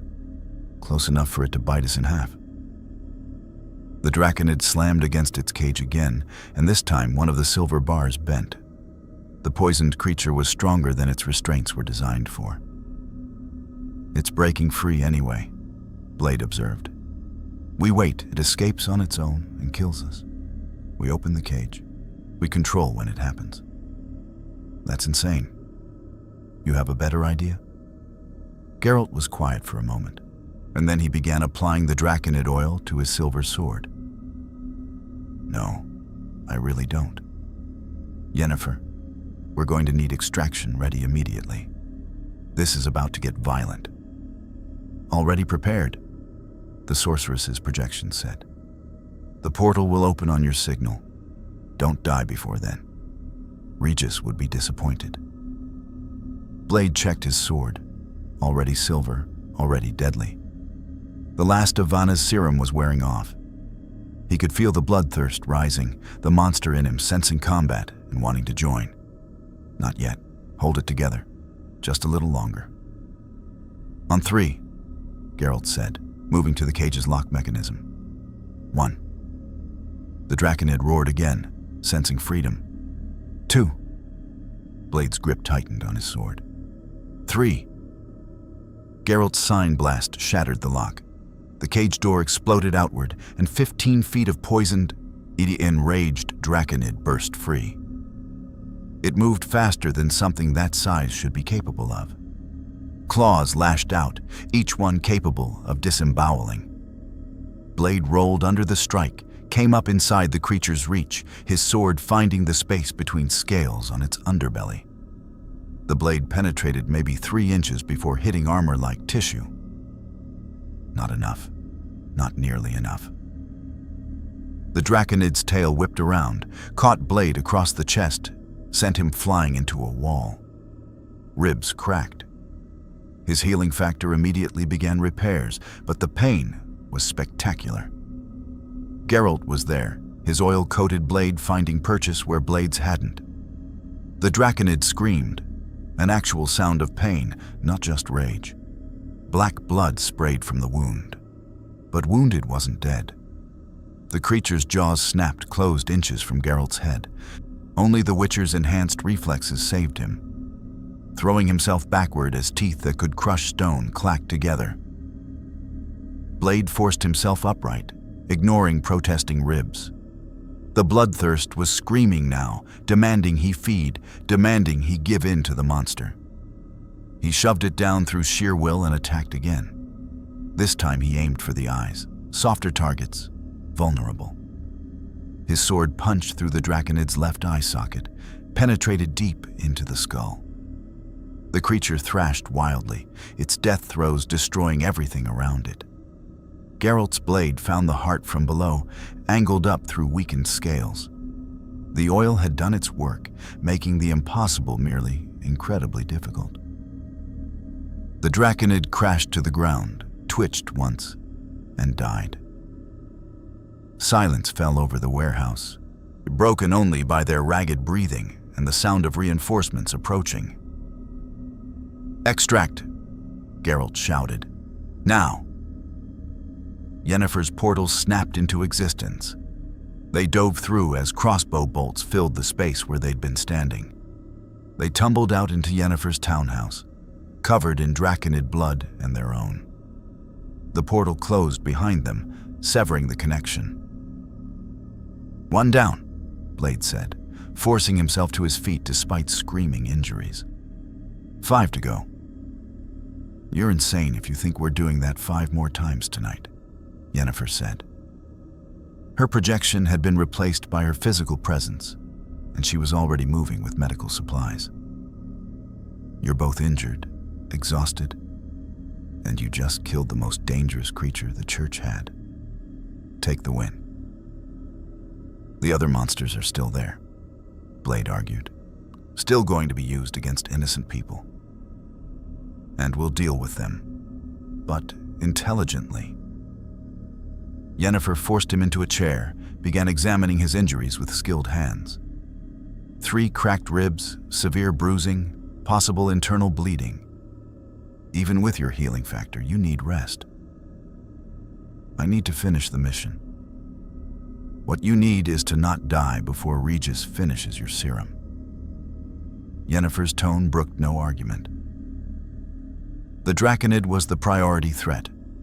The rest we can handle differently. Geralt, contact your Scoia'tael allies. Have them sabotage the other warehouses, poison the guards' food, damage the cages, create chaos. We don't need to kill every monster personally. We just need to disrupt the Church's timeline. It made tactical sense. Blade hated that it made sense, hated that he couldn't just fight through to the finish. But Yennefer was right. He was injured, exhausted, and the bloodthirst was getting harder to control. "Fine," he conceded. "But we maintain pressure. No giving them time to recover. Agreed. Yennefer finished her examination, handed him a potion. Drink. It'll accelerate your healing. Tastes like death, but you're used to that. The potion did taste like death. Bitter, acrid, with an aftertaste of copper and regret. But within minutes, Blade felt his injuries beginning to close, faster than his natural healing factor allowed. Geralt was already writing messages for the Scoia'tael, encoded in a script Blade didn't recognize. Teruviel can mobilize her forces within hours. Hit 3 of the warehouses simultaneously, create maximum confusion. The Church will have to spread their response thin. And the lodge session? Blade asked Yennefer. Happening now. I presented the evidence an hour ago. Her expression was satisfied and cold. The conservative faction tried to dismiss it as fabrication, but I had dimensional authentication spells proving the document's validity. The lodge is divided, but leaning toward intervention. By morning, we'll have a consensus. What kind of intervention? The kind where we politely inform Radovid and the Church that if they proceed with their coup, every sorceress on the continent will make them regret it. Yennefer's smile was terrifying. Politics backed by the credible threat of magical annihilation. It's remarkably effective. A door opened, and Regis entered. The vampire looked exhausted but triumphant, carrying a small vial of dark liquid. I have it, he announced. A stable serum that should work with your biochemistry. Look, it's not identical to your original formula. I had to substitute several compounds. But the core function is the same. Suppresses the vampire nature, reduces bloodthirst, maintains cognitive control. Blade took the vial like it was made of glass. How long until it takes effect? Minutes, though I'd recommend sitting down. The transition from your current deteriorated state to full suppression might be intense. Blade drank it without hesitation. Regis was right about it being intense. The serum hit his system like liquid fire, burning through his veins. The bloodthirst that had been growing for days suddenly receded like a tide, pulling back. His vision cleared. The constant pressure against his control simply stopped. He gasped, gripped the chair's arms hard enough to crack wood. Breathe through it, Regis said calmly. You let it stabilize. After what felt like hours but was probably seconds, the fire faded. Blade sat up, assessed himself. The bloodthirst was still there, it would always be there. But it was distant, manageable, no longer screaming for attention. How do you feel? Geralt asked. Like myself. Blade looked at Regis. Thank you. You're welcome. Though I should warn you, this formula is effective, but it's not permanent. You'll need a dose every 3 days to maintain suppression. Regis held up a larger container. I've prepared a month's supply. After that, you'll need to either make more yourself or find an alchemist who can replicate my work. Or get home before it runs out. That would be ideal, yes. Yennefer had been watching this exchange with analytical interest. Now that you're stable, we need to discuss next steps. The Lodge will act against the Church's coup attempt, but that creates a new problem. Radovid won't accept magical interference quietly. He'll escalate. War between mages and monarchy, Geralt said. Exactly what the continent doesn't need. But better than a coup built on mass murder, Blade pointed out, marginally. Yennefer began pacing. The ideal outcome is preventing the coup while avoiding open war, which means we need leverage, something that makes both sides back down. Like what? Geralt asked. Like proof that the Church's leadership is corrupt beyond redemption. not just planning a coup, actively practicing the dark magic they claim to oppose, experimenting on humans, violating every treaty and law that governs the use of force.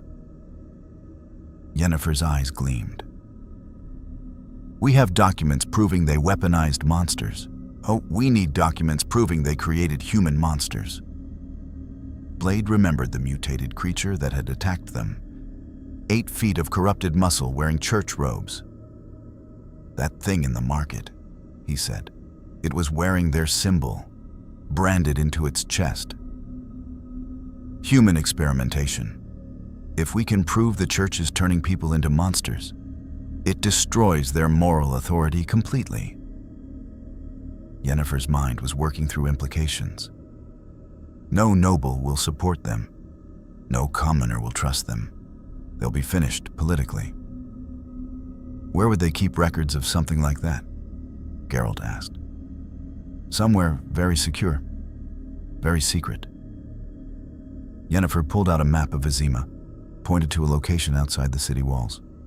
Here. The church maintains a private compound north of the city. Officially, it's a meditation retreat. Unofficially, it's where they conduct research they don't want public. How do you know this? Because the Lodge has been monitoring them for years. We just haven't had justification to act. Yennefer's smile was sharp. Until now.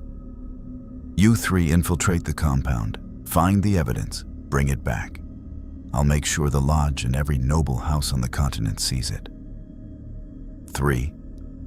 Blade looked at Regis. You're coming? Someone needs to keep you from doing something heroically stupid, the vampire said. And I have personal investment in seeing the church's human experimentation exposed. They're creating monsters and blaming vampires for it. That affects my people. When do we move? Geralt asked. Tomorrow night. The compound changes guard shifts at midnight. You'll have a window. Yennefer was already preparing materials for another portal. Rest tonight. Heal. Prepare. Tomorrow we finish this. They spent the evening planning, studying maps of the compound, identifying targets, preparing equipment. Blade cleaned his weapons, loaded his last magazine, checked his sword's edge. The new serum sat in his system like a warm weight, keeping the monster at bay. As night deepened over Vizima, Regis sat beside him, reading one of Yennefer's medical journals. Question, Blade said. Why help me? Really? Beyond professional courtesy or friendship with Geralt? Why go this far for someone from another world? Regis set down his book, considering the question carefully. Because I spent a century being the monster everyone feared. Drinking, killing, reveling in what I was. It took nearly dying, truly, permanently dying, to shock me into changing, and to realize I could choose differently. He looked at Blade with ancient eyes. You've spent your entire life fighting what you are, never choosing to be the monster, even when it would be easier. That's courage I recognize and respect. Regis smiled slightly.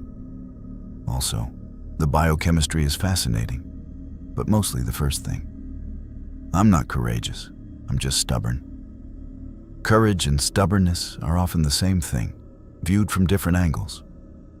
Regis returned to his book. Get some rest. Tomorrow we prove that the real monsters are the ones who choose to be, regardless of species. Blade lay back, letting exhaustion finally claim him. Tomorrow they'd infiltrate the church's secret compound, find evidence of their crimes, expose the truth, and maybe, just maybe, prevent a war. Outside, the continent held its breath, and the coup attempt was 3 days away. The Lodge was preparing for intervention. The church was mobilizing for their grand plan.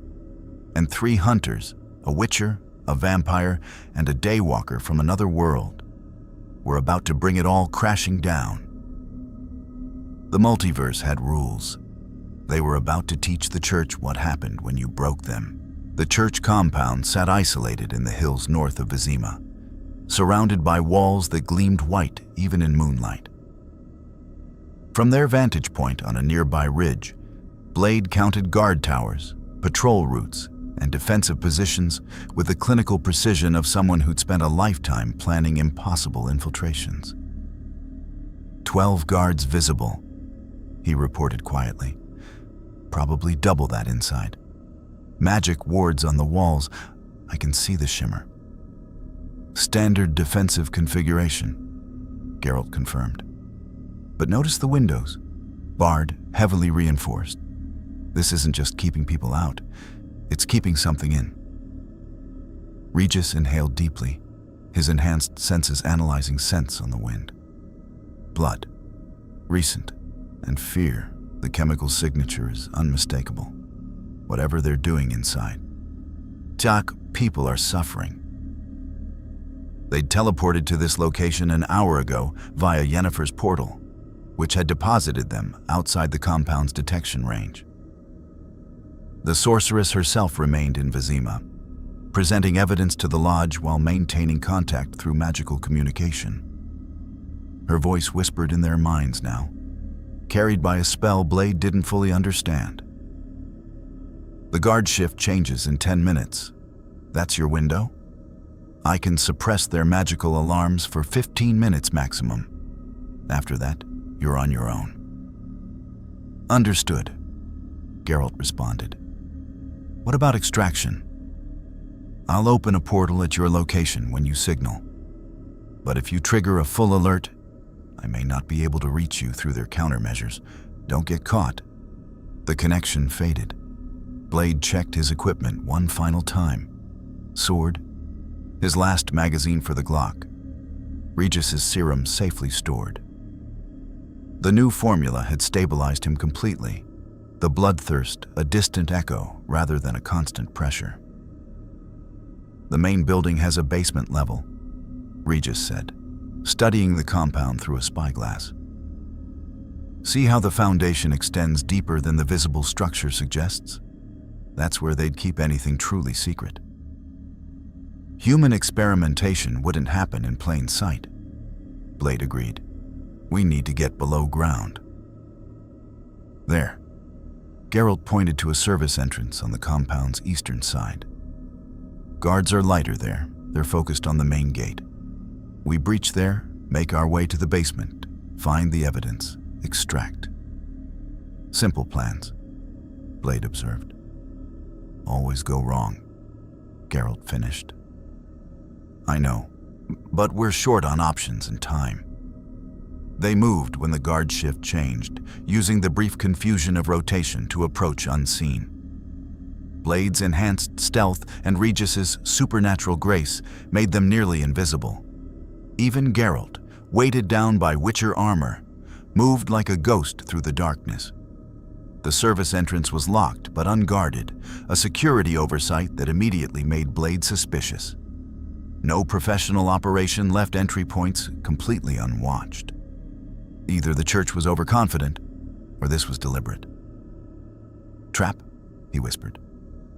Probably, Geralt agreed, picking the lock anyway. But we're committed now. The door opened silently. Beyond it, a corridor stretched into darkness, lit by occasional torches that created pools of shadow between them. But the architecture was different from the ornate temples Blade had seen. This was functional, clinical, designed for work rather than worship. They moved deeper into the compound, following the corridor as it sloped downward. Blade's enhanced hearing picked up sounds ahead, breathing, movement, the clink of metal on metal. Guards or prisoners, he couldn't tell. The corridor opened into a larger chamber, and what Blade saw stopped him cold. Cages, dozens of them, arranged in rows like a laboratory. And inside each cage, a person in various stages of transformation. Some still looked mostly human, their bodies just beginning to mutate. Others were further gone, limbs elongated, skin hardened into armor-like plates, eyes glowing with unnatural light. All of them wore the tattered remains of church robes. Holy shit, Geralt breathed. while they're turning their own people into monsters. A figure emerged from the shadows, a priest in elaborate robes, his hands stained with alchemical compounds. He wasn't surprised to see them. In fact, he smiled. The Witcher, the vampire, and the dimensional anomaly. Right on schedule. His voice was cultured, educated, utterly devoid of empathy. I'm Hierophant Cyrus. Welcome to the future of the Church's divine work. Blade's hand moved to his sword. You're experimenting on humans, creating the very monsters you claim to fight. Creating weapons, Cyrus corrected. Soldiers loyal to the Church, enhanced beyond natural limitations, free from moral weakness. We took the Church's most devoted followers and elevated them, made them worthy of serving the eternal fire. They're in agony, Regis said, his voice tight with controlled fury. I can hear their hearts racing, smell the pain chemicals flooding their systems. This isn't elevation, it's torture. Necessary sacrifice. Cyrus gestured to the cages. Some survived the process. There are successes. The others, he shrugged, martyrs in service of a greater cause. One of the transformed creatures slammed against its cage bars, and Blade recognized it. The same type of mutant that had attacked them in the market. Church zealots, poisoned and changed, their humanity stripped away in pursuit of power. How many? Blade asked. How many did you kill making these things? Does it matter? Cyrus's smile widened. The Church will use these soldiers to secure absolute authority. And when the northern kingdoms fall into line, we'll create more. An army of holy warriors, unstoppable and obedient. You're insane, Geralt said flatly. I'm visionary.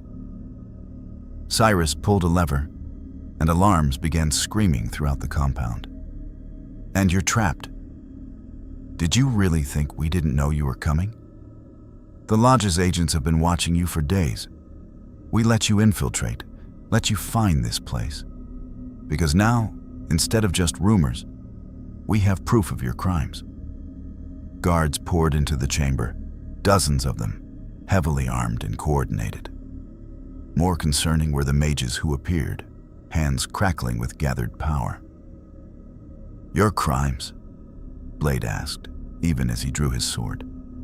Breaking into a sacred church facility, attempting to free dangerous experimental subjects, consorting with known vampires and non-humans. Cyrus's expression was triumphant. When your bodies are found, the Church will be vindicated, the Lodge's interference will be discredited, and our plans proceed unimpeded. It was a masterful trap. Even if they fought their way out, the Church could spin the narrative, paint them as criminals, use their presence here as justification for crackdowns. Yennefer's evidence would be dismissed as fabrication, and the coup would proceed, unless they changed the game entirely. Regis, Blade said quietly, how long would it take you to release all the cages simultaneously? The vampire's eyes widened with understanding. 30 seconds if I use my full strength. But that would create chaos. Give us cover and destroy the Church's experiments in one move. Blade looked at Geralt. Can you hold them off for 30 seconds? Probably not, Geralt admitted. But I'll try. You're going to release the test subjects? Cyrus laughed. They're mindless, enraged, poisoned beyond salvation. They'll kill you along with everyone else. Maybe, Blade said, but they'll definitely kill you first. Geralt's signs erupted, Ard blasting guards backward, Igni creating a wall of flame. The Witcher moved like a dancer through chaos, his silver sword finding gaps in armor while his magic kept attackers at bay. Regis transformed. The scholarly physician disappeared, replaced by the predator underneath. His true form was terrifying, taller, faster, impossibly strong. He moved through the chamber in a blur, his claws shredding cage locks like they were paper. The first transformed subject burst free, roaring with mindless rage. Then another. Then a dozen more. Chaos erupted. The mutated church soldiers attacked everything: guards, mages, Cyrus himself. They were beyond reason and beyond control, driven only by pain and fury. The chamber became a slaughterhouse. Blade fought his way toward Cyrus, who was backing toward a concealed exit. The Hierophant's triumphant smile had vanished, replaced by naked fear. "You've doomed yourselves," Cyrus screamed over the carnage. "The church will..." Blade's fist caught him in the throat, cutting off the threat. The Hierophant dropped, choking. "Where are the records?" Blade demanded. "Documentation of your experiments, research notes, proof of what you've done." Cyrus just laughed through his damaged windpipe, blood flecking his lips. "Burn, already burning. You're too late." Smoke began filtering into the chamber from above. The bastard had triggered a destruction protocol, burning evidence along with the entire facility. "Geralt," Blade shouted, "we need to move. Now." The Witcher appeared through the chaos, breathing hard. "Regis?" The vampire was still in combat, tearing through transformed soldiers and guards with equal brutality. But when Geralt called his name, Regis's head snapped around. Intelligence returned to those inhuman eyes. He nodded once and began fighting his way toward them. Blade grabbed Cyrus and hauled him upright. "You're coming with us. Living testimony." "I'll never testify," Cyrus spat. "I'll die first." "That's your choice to make." They ran through corridors, filling with smoke. Regis leading them toward an emergency exit his enhanced senses had detected. Behind them, the sounds of combat faded as fire consumed everything. Evidence, experiments, guards, and transformed victims alike. The church was burning its own people to hide its crimes. They burst out into night air, on lungs burning, clothes singed.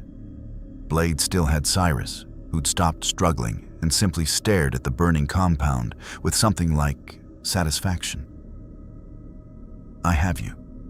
Yennefer's voice echoed in their minds. Portal opening in 3, 2... Reality tore open.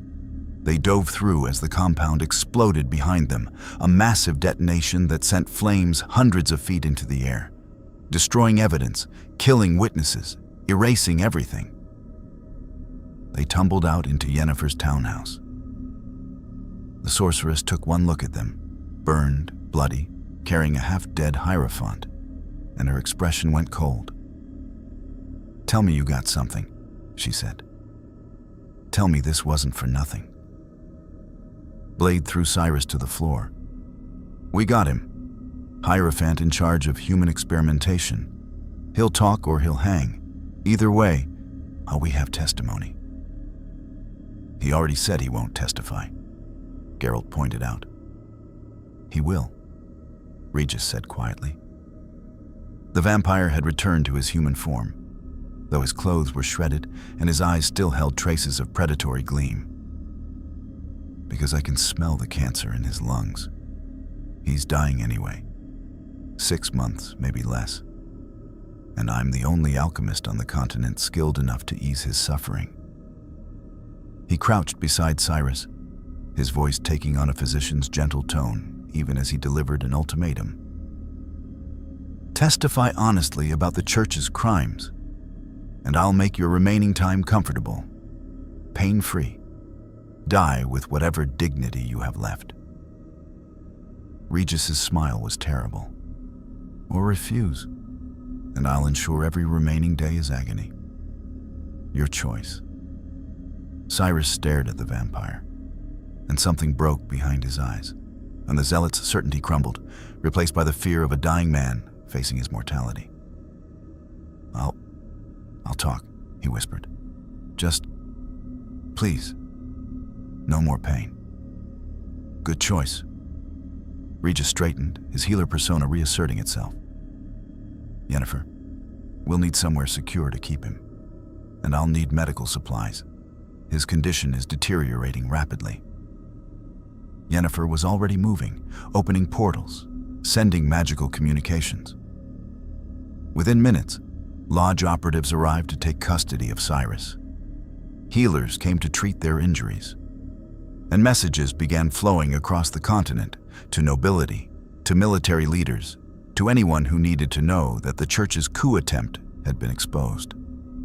As dawn broke over Vizima, Blade finally allowed himself to collapse into a chair. The adrenaline was fading, leaving only exhaustion, and the distant echo of bloodthirst kept at bay by Regis's serum. "Is it over?" he asked. "The immediate crisis, yes," Yennefer said, pouring wine for all of them. "Cyrus's testimony, combined with the documents you found earlier, has given the Lodge enough ammunition to force the Church to stand down. Radovid's support is wavering. He won't back a coup built on human experimentation. The summit will proceed without massacre." "And the dimensional research?" Blade asked. "Getting me home?" Yennefer was quiet for a moment. "That's more complicated. The Lodge has been studying the rifts, but we're missing crucial data.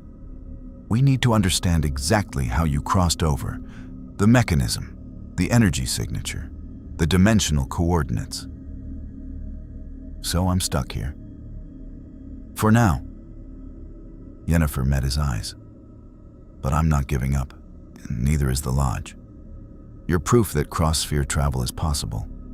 That's valuable enough to justify continued research." "How long?" "Months, maybe longer." She set down her wine. "I'm sorry. I know that's not what you wanted to hear." Blade absorbed this. Months trapped in a medieval world of magic and monsters. Months away from everything he knew. Months of depending on Regis's serum to maintain control. "Then I need to stay useful," he said. "Pay my way. What does the continent need from a hunter?" Geralt smiled slightly. "The continent always needs hunters.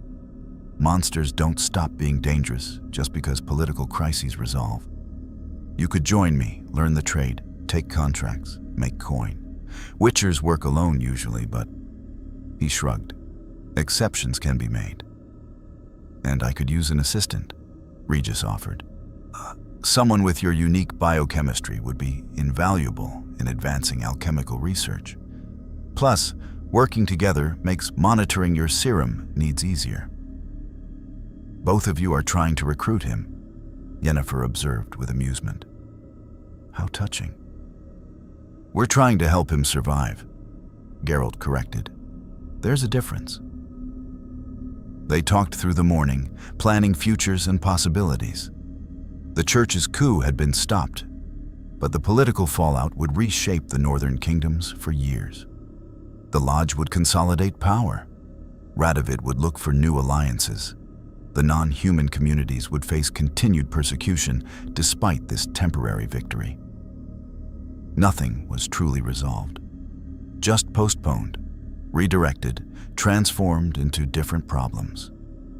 Welcome to the continent, Blade thought, where victory never quite meant winning. A knock at the door interrupted their conversation. Yennefer opened it to reveal Teruviel, flanked by 2 Scoia'tael fighters. "The warehouses are destroyed," the elf reported. "All 6. We couldn't save the monsters. They were too far gone. But we prevented their use as weapons. The Church's entire operation is in ruins." "Good work," Geralt said. "What's the cost?" 3 dead, 7 wounded. But we hurt them badly." Teruviel's expression was grim satisfaction. "And we have new intelligence. The Church was working with someone, a mage, not affiliated with the Lodge, providing them with the transformation compounds, teaching them dimensional magic." "A rogue mage?" Yennefer's interest sharpened. Did you get a name? No, but we got this. Teruviel handed over a charred document, partially burned but still readable. Communication between the church and their mysterious benefactor. Mentions something called the Conjunction Project. Yennefer read it, and her face went pale. What? Geralt asked. What's the Conjunction Project? It's... Yennefer chose her words carefully. It's a theoretical framework for deliberately triggering another conjunction of spheres, opening permanent portals between worlds. It's been discussed in academic circles for centuries, but everyone agreed it was too dangerous to attempt. Someone's attempting it anyway, Blade said. Apparently. Yennefer set down the document. And if they succeed, if they open stable portals between spheres, the consequences would be catastrophic. Monsters from dozens of realities flooding through, dimensional barriers collapsing, or reality itself becoming unstable. Could they actually do it? Regis asked. I don't know. But the fact that they're trying... Yennefer looked at Blade. Your arrival might not have been accidental. You might have been pulled through as part of their experiments. The implications hit like a physical blow. Blade had assumed his dimensional displacement was random, a cosmic accident. But if someone had deliberately torn him from his world, used him as a test subject for reality-breaking magic. We need to find this mage, Geralt said. Stop the Conjunction Project before it succeeds. Agreed. But that's a longer investigation. Right now, we have more immediate concerns. Yennefer gestured to Cyrus, who was being treated in another room. His testimony needs to be presented to the nobility tomorrow. The summit proceeds the day after, and we need to ensure the church's influence is permanently broken. And after that? Blade asked. After that, we hunt for the rogue mage. Find out who's playing with dimensional barriers. Stop them before they destroy everything. Yennefer's smile was sharp and cold. The continent just gained a new threat, and you just found your purpose here. Blade looked at Geralt and Regis, the Witcher and the vampire who'd become unlikely allies. He thought about the monsters in cages, the poisoned creatures weaponized against innocents, the zealots who turned their own people into abominations. Evil wasn't defined by species. It was defined by choice. And someone was choosing to tear apart the barriers between worlds. Then we stop them, Blade said simply. However long it takes. However long it takes, Geralt echoed. Regis raised his wine glass. To hunting monsters, wherever we find them. They drank as dawn fully broke over Vizima. The summit would proceed without massacre. The church's power was broken. The coup attempt had failed. But somewhere, in shadows and secret laboratories, someone was still working to tear reality apart. The hunt wasn't over. It was just beginning.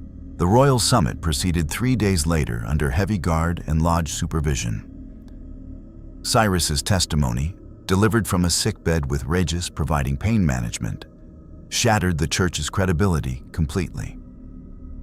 Documents, witness accounts, and physical evidence painted an undeniable picture of corruption, human experimentation, and planned mass murder. The Church of the Eternal Fire didn't fall overnight. Organizations that powerful rarely did. But its leadership was arrested, its influence curtailed, and its operations placed under strict oversight. The zealots who'd planned genocide found themselves facing trial instead. Radovid, ever the political survivor, distanced himself from the church's crimes.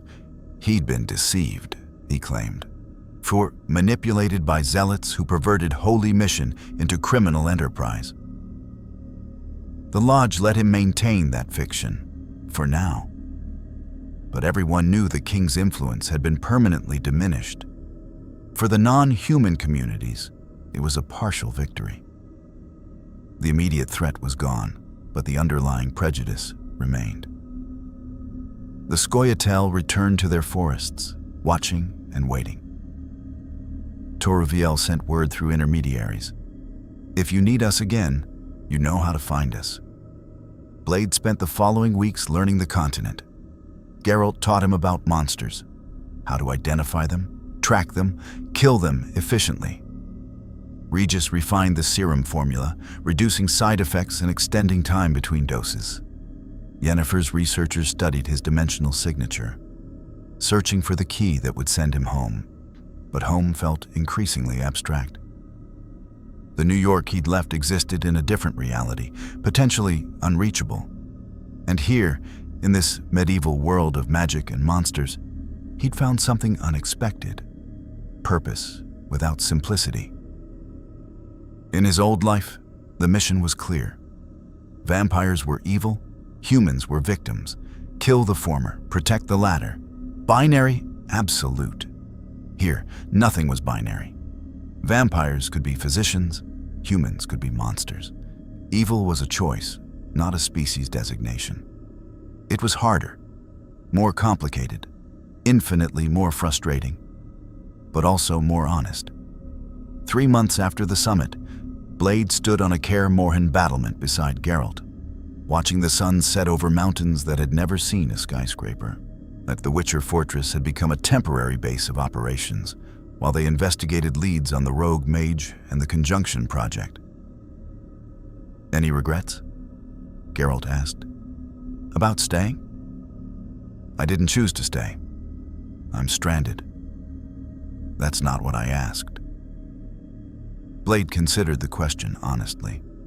He missed his world, the technology, the certainty, the clear moral lines. But he'd also discovered things here. Friendship with a Witcher who understood the burden of being enhanced and isolated. Mentorship from a vampire who'd conquered the same demons Blade fought daily. Purpose beyond simple vengeance. No, he said finally. No regrets. Not yet. Good. Geralt smiled slightly. Because Yennefer just sent word. She has a lead on the Mage. Someone conducting dimensional experiments near Oxenfurt. While we leave at dawn. Another hunt. Another hunt. Below them, in the fortress courtyard, Regis was teaching young Witcher trainees about alchemy. A vampire educating monster hunters. Teaching them that knowledge mattered more than prejudice. The multiverse was infinite, Yennefer had told Blade when he first arrived. Infinite worlds, infinite possibilities, infinite versions of reality. Blade had been torn from one reality and thrust into another. He'd fought church zealots and poisoned monsters. He'd learned that evil wore many faces and goodness often hid in unexpected forms. He didn't know if he'd ever return to his original world. The research continued, but dimensional travel remained theoretical, dangerous, possibly impossible. But standing here, on this battlement, with allies who understood what it meant to be other, Blade realized something important. Home wasn't just a place. It was a purpose, a mission, a reason to keep fighting. And the continent needed hunters. So he would hunt. He would learn. He would adapt. And when they found the Mage playing with dimensional barriers, when they stopped the Conjunction project and prevented reality from tearing itself apart, Blade would be there. Not as a stranger, not as an outsider, but as part of the continent's endless war against those who chose to be monsters. The bloodthirst would always be there, waiting. The serum would keep it controlled, but never eliminated. He would spend the rest of his existence balancing on the edge between human and monster, just as he always had. But now he understood. The edge was where the real fight happened, where choices mattered most, where hunters were forged. The Geralt headed inside to prepare for tomorrow's journey. Regis finished his lesson and waved up at Blade before following. Blade stood alone on the battlement as full dark fell, watching stars that weren't quite the same as those above New York. Different constellations, different world, different hunt, but the same mission at its core. Protect those who couldn't protect themselves. Stop those who chose evil. Hunt monsters, wherever they were found, whatever form they took. The multiverse was infinite, and somewhere in its endless possibilities, a Daywalker from another world had found his place in this one. The hunt continued, as it always would.